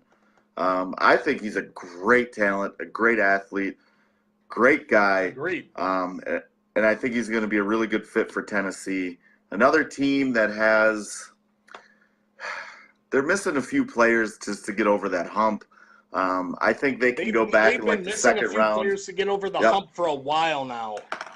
I think they can go back in the later rounds and maybe get a playmaker at wide receiver or something. But and another thing too is this might be a team next year that's looking for a quarterback because I don't know. Really? Marcus Mariota better. Okay, all right. Now he better start showing Tennessee something. Sure, and obviously Mariota was a number 2 pick. I did have in my description about Mariota when I had the wide receiver. I did say that Mariota isn't, he's not flashy to me. He hasn't been, like you just said, the number 2 pick as advertised coming out of was it Hawaii that Mariota came out of? Oregon. Sorry, he's Hawaiian descent. He's Hawaiian. Sorry, of Hawaiian descent. That's why I thought that. Okay. So no, I 100% agree with you there. Number 20, the Pittsburgh Steelers. My main man, cornerback out of Washington, Byron Murphy. Playing primarily on the left, the 5-game sample that I mentioned earlier when Taylor and I were talking about our favorite players in the draft, only allowed 8 receptions on 23 targets. He will fit nearly any scheme at the next level as he is experienced in playing multiple coverages. He is a good zone cornerback, but he has also developmental traits for man coverage as well. He has a well-rounded game due to his elite ball skills, which led to 13 pass breakups and 4 interceptions in 2018. Murphy also showed prowess as a blitzer, able to disrupt the backfield in a hurry. We haven't agreed much. But this is another pick where we agree. Okay. I'm also going Byron Murphy here, cornerback. Your main man. I didn't know he was your main man. I didn't know you guys were buds. Hey, Byron Murphy, you get wind of this. Let's do an interview, man. Let's party down. I have no words. I don't even know what to say. Party down. The more you talk like that, I think he's getting less and less. As I dance on the Facebook Live, everybody. Sorry. Taylor, number 20. Oh, Byron Murphy, duh. Anything that you wanted to add besides he's what you so in love with Byron Murphy already? Man, it's unreal. Your love for Byron Murphy is just unreal. I think, and I know I had Greedy Williams going to Atlanta, but I think overall as a whole, I think Byron Murphy is the best, like I said, overall cornerback talent in this draft. That's exactly why I had him going first as a corner. That's why. I think Greedy Williams. Greedy is close. Again, I'm not Greedy. No, he's fast. Greedy's quick. Like I said, but Byron Murphy is, I think, just overall the top talented cornerback in this field. All right. Number 21, getting down there, everybody. The Seattle Seahawks. Taylor, I think they need offensive line help, but their offensive line has improved, I think, just a little bit under everybody's nose, I think. And nobody's really talking about it, but they need defensive help after, Michael Bennett left, and people are saying that Frank Clark might get traded before Thursday now. and they still need help on the back end at corner after Richard Sherman and Earl Thomas is gone at safety, and they need help a lot of places. So I have to pick someone. Defensive tackle out of Clemson, Dexter Lawrence. I forgot to type up when I flip-flopped a couple of players. I forgot to type up Dexter Lawrence's paragraph again. So I just have a blank slate. Dexter Lawrence out of Clemson, defensive tackle.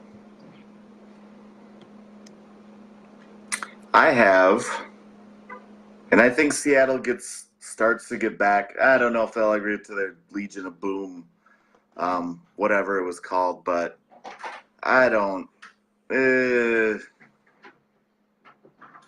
Any of them show that kind of prowess and that kind of go get 'em play style or attitude that the Legion of Boom showed. But I think they go defense. I'm going defensive lineman Jeffrey Simmons out of Mississippi State. Not a bad pick. Thought about Dexter Lawrence.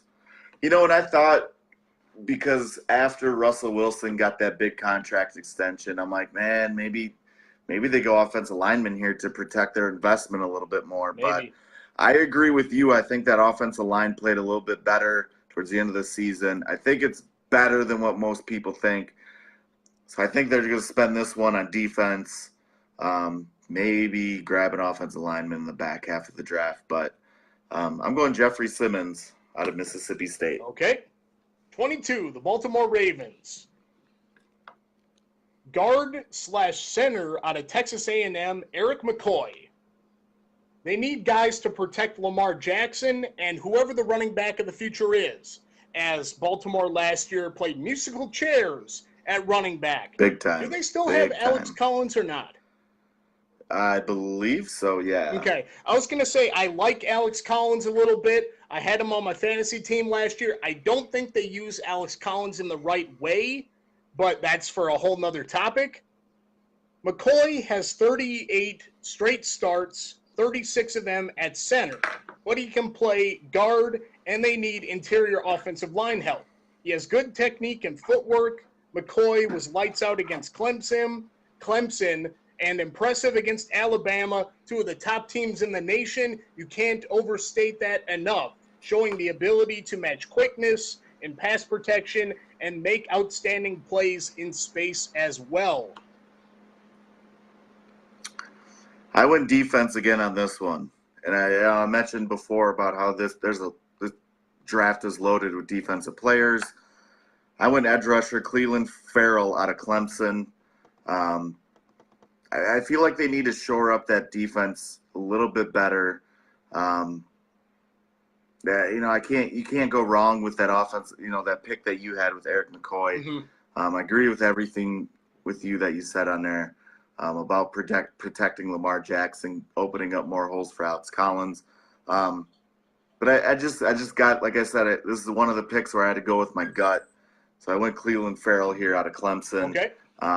The way my draft is shook out, one of the better defensive players left on the board. Okay. Can't go wrong with any of these Clemson defensive guys. I was going to say, he's one of the best left on my board, too. Clelin Ferrell still hasn't been taken on mine, so I hear you. Number 23, the Houston Texans. They will take the guy that my brother wants, Oklahoma tackle and interior offensive lineman, Cody Ford. As I stated, if Ford is there, I get this inkling feeling, kind of talking with my brother yesterday, kind of talked me into the Minnesota Vikings, but I had Lindstrom out of Boston College already on my board, so can't really do much about that. Ford shows athletic skill compared to his physical play and his technique. Not a ton stand out on film for him as wrong in any part of his game, in his pass or run blocking game, rather. He'll need some polish on the next level after only being a one-year starter, though, but I'm not too concerned about that. He's still going to be a first-round pick. I also went, and obviously now we're getting down to these teams that need offensive linemen. If Cody Ford is there, they're taking him. If not, they're taking the next best. Mm-hmm. Agreed. I have lineman Greg Little out of Ole Miss. Okay. This is another thing where it's another team that needs to protect, especially a young quarterback. I think, defense has kind of got it figured out. But I just think Houston needs another good lineman to protect Watson. I think this team is really close to taking that next step. And I think this offensive lineman is going to help that a lot. 100%. We're thinking alike since we both took offensive linemen. One more pick away, everybody, for that. No, I'm just kidding. All right. 24, Oakland Raiders on the board once again.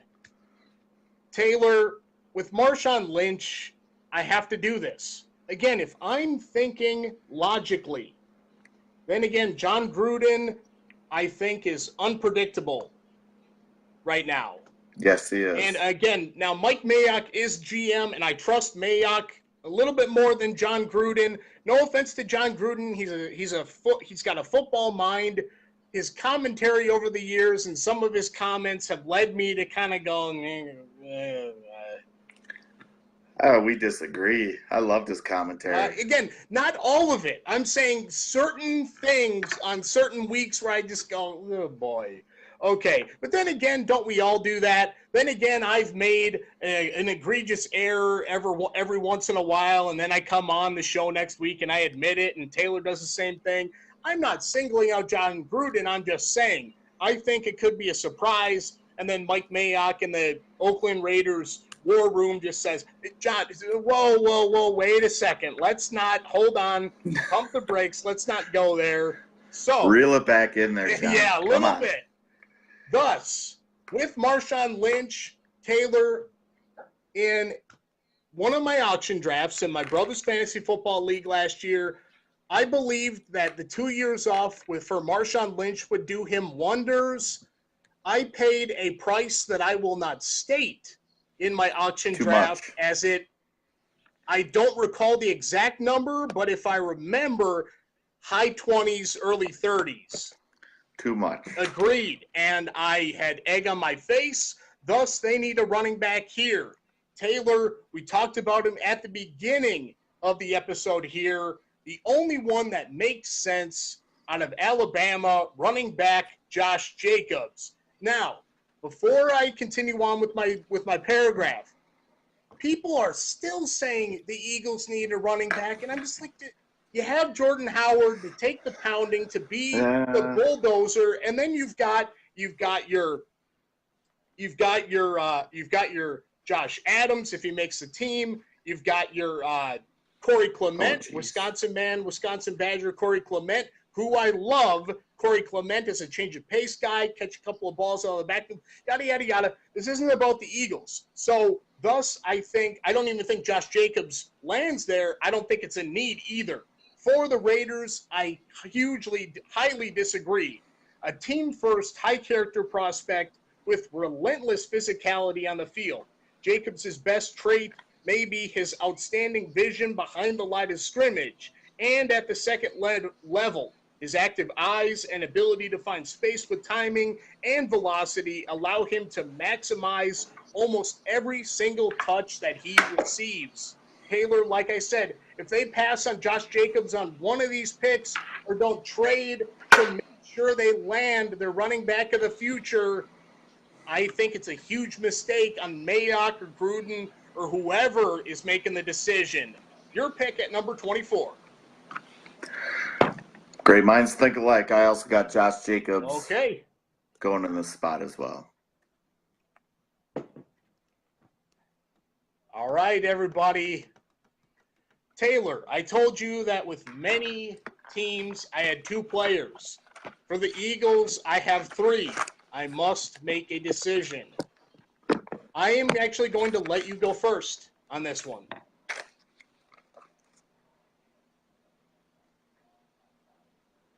Yes, I saw the sign at the beginning of the episode. Yes, I'm aware. I'm ignoring it right now as I stare ahead at the backwards at the event that I'm watching. Eagles suck. You didn't make a sign. All right. Yeah, that was bought for. I don't know much about your Eagles. I don't really care much about your Eagles.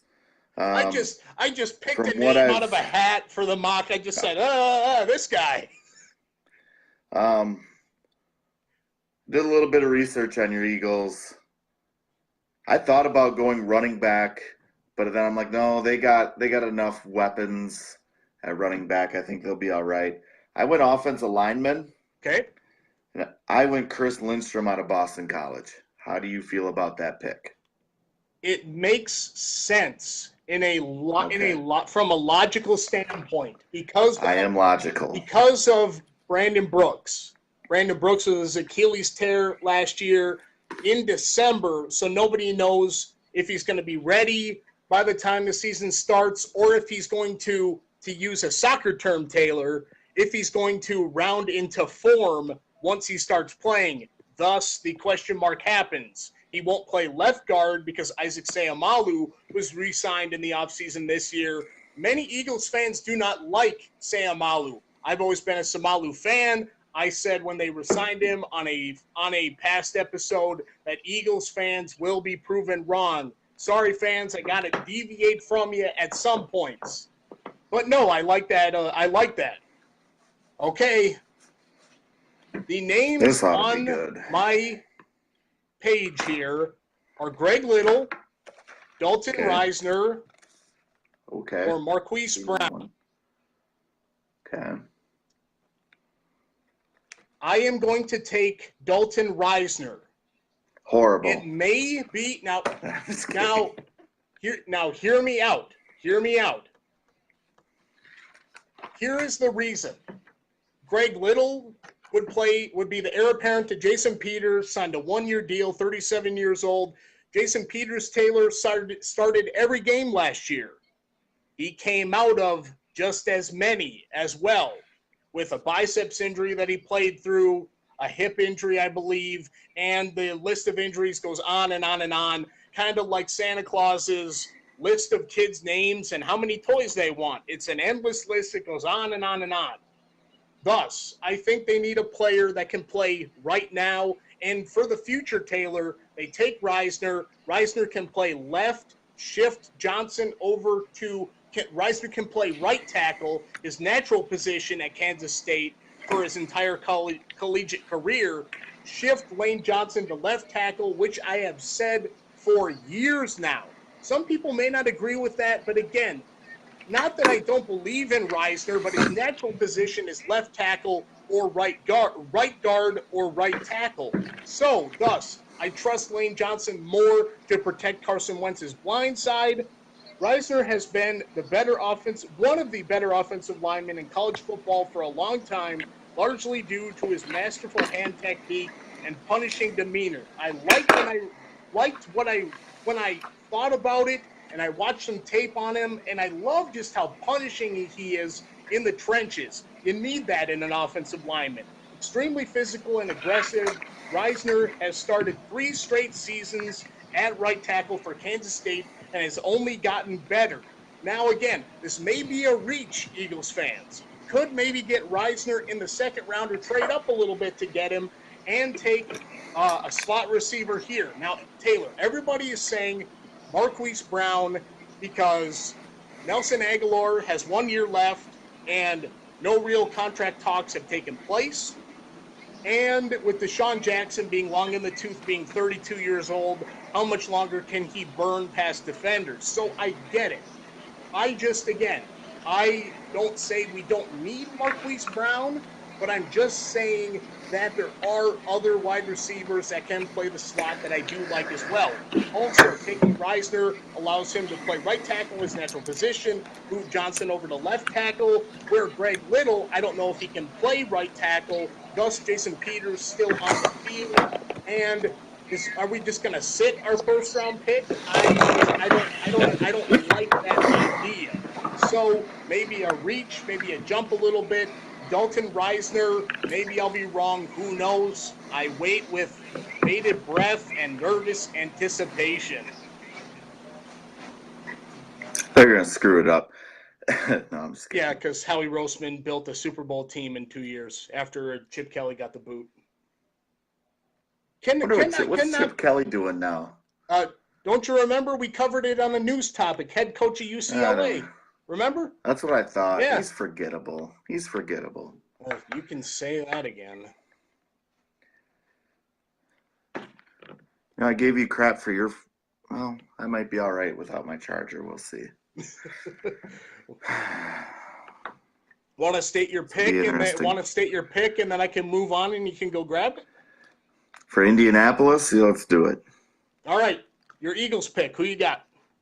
I already picked my Eagles pick. I went Chris Lindstrom. Remember? That's all right because you went first. My bad. All right. Yes, I went first. All right, let me scroll down here. Now we got the Colts. Indianapolis. All right, Taylor, I will make my pick, and then you can run off, grab your charger, and I'll talk about my description. Sound good? You're going to make your pick, and I'm going to grab my charger. Right, okay. All right, okay. 26, Indianapolis Colts. They need some defensive help, maybe some offensive line help. I've seen wide receiver a couple of times. I'm ignoring Taylor on the Facebook Live. Can't get it right. I am taking, Taylor, a player you already drafted, cornerback out of LSU, Greedy Williams. I will make my description. Go grab your charger, man. Okay. All right. All right. If Greedy falls here, everybody, which is highly that he won't. I don't think he will. But again, this is my mock. This is my big board. The Indianapolis Colts have to take him. They probably could use a safety for the Indianapolis Colts rather a little bit more. But can you pass on Greedy if he's there? I don't think so. Williams has intriguing tools for the NFL level with a combination of man and zone coverage ability as well as plus ball skills, not negative ball skills, plus ball skills, that he has all the necessary tools to be a versatile coverage cornerback within the NFL. Hey, you sat down right at my last sentence. Perfect timing, man.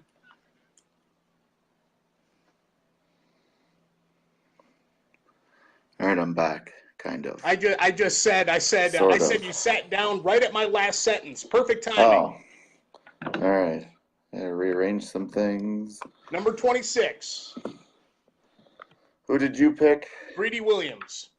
Greedy Williams. Okay, good pick. I'm going a different route.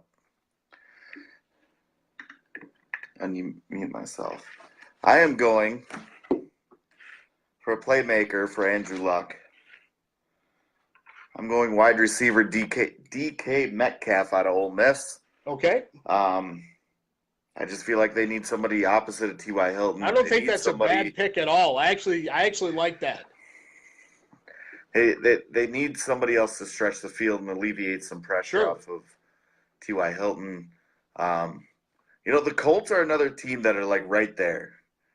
And Greedy Williams not a bad pick either. So I think a piece or two missing. I think the Colts they almost got it. They're like right, they're there. Mm-hmm. But I just feel like you get somebody like Metcalf, you're gonna let Andrew Luck just air it out like crazy. Gonna be a lot of fun to watch. Hope that Andrew Luck does not get hurt again. Oh, you're telling me, man. I've been an Andrew Luck fan since he got drafted. I was a big believer in him. I still am. Every time he drops back, I'm crossing my fingers. I'm going, oh, please stay upright. Please stay upright. Please stay upright. I'm right there with you. All right, number 28. We're getting down there, everybody. Number 28, the Los Angeles Chargers. Oh, you skipped over the Raiders at 27. Oh, I did? Whoops. Yes. Oh, my bad. I scrolled down thinking that it still had the Colts. I scrolled down to the Raiders already. My bad, everybody. Number 27, the Oakland Raiders. Taking a player that Taylor already has off his board, Deionate Thompson, safety out of Alabama. He can be a bit of a roller coaster, as I said earlier, due to wanting to lower the boom and go for the highlight reel more than the for sure wrap-up tackle or, say, the hip-on-hip coverage. and get the big play. That doesn't mean that he doesn't have the ball skills to fight with the best of them.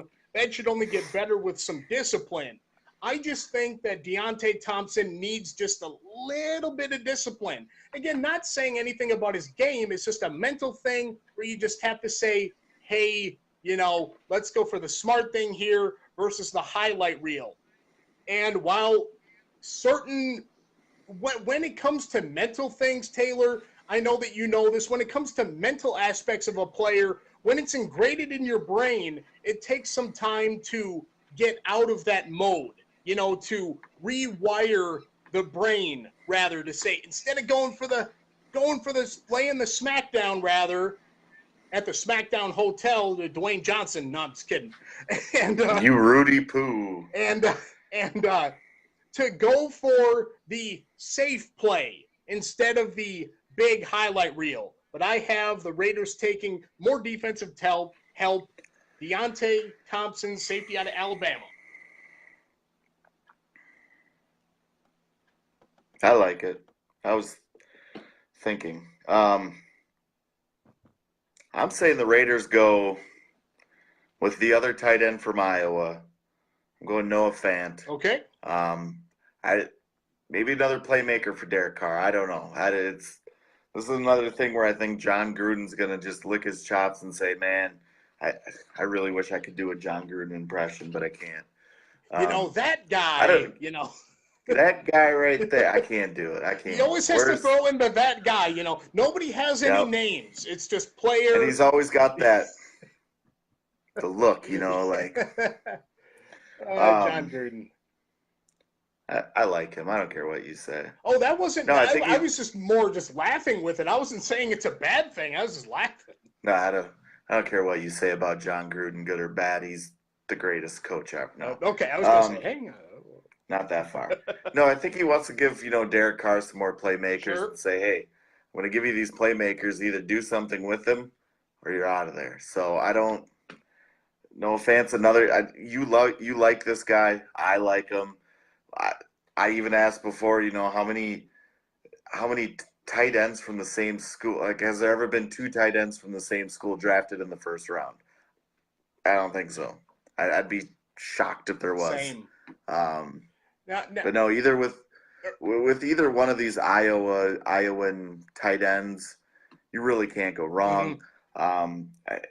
I don't know if Fant makes it all the way to 27.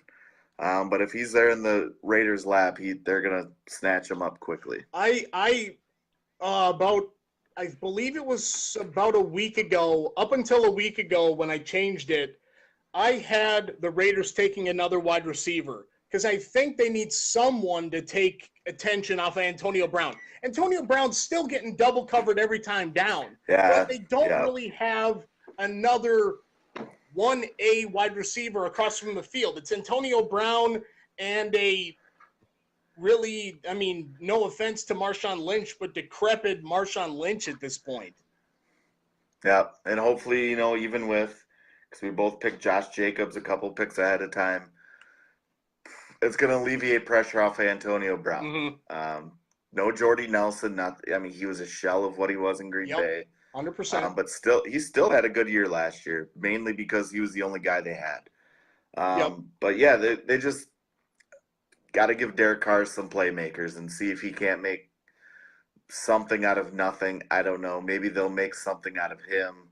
Who knows? I don't think he'll ever get back to what he was a couple years ago when they made the playoffs and then he broke his leg, tore his knee. I can't remember. Yeah, I was a Carr fan coming out of the draft, admittedly, and to be completely honest, I agree with you. I don't think he's going to get there again either. No. Unfortunately. All right, number 28, Los Angeles Chargers.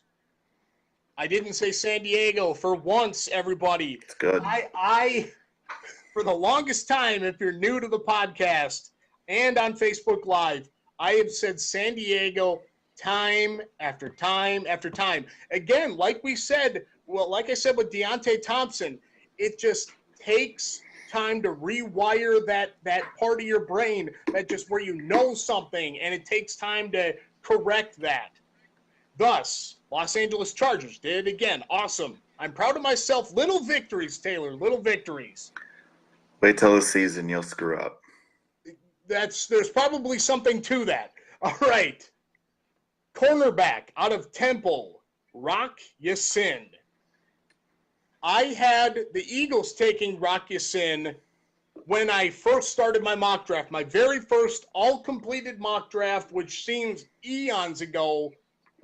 It feels like I had the Eagles taking him.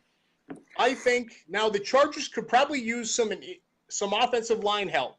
I waffled with this for a good week and a half, 2 weeks, but I think I've settled on Rock Ya-Sin, cornerback out of Temple. I like his ball skills and his physicality, and maybe by year 2 or 3, he'll be a knockout starter. But he needs to work on his footwork off of the snap, footwork as the wide receiver comes at him, his backpedaling ability.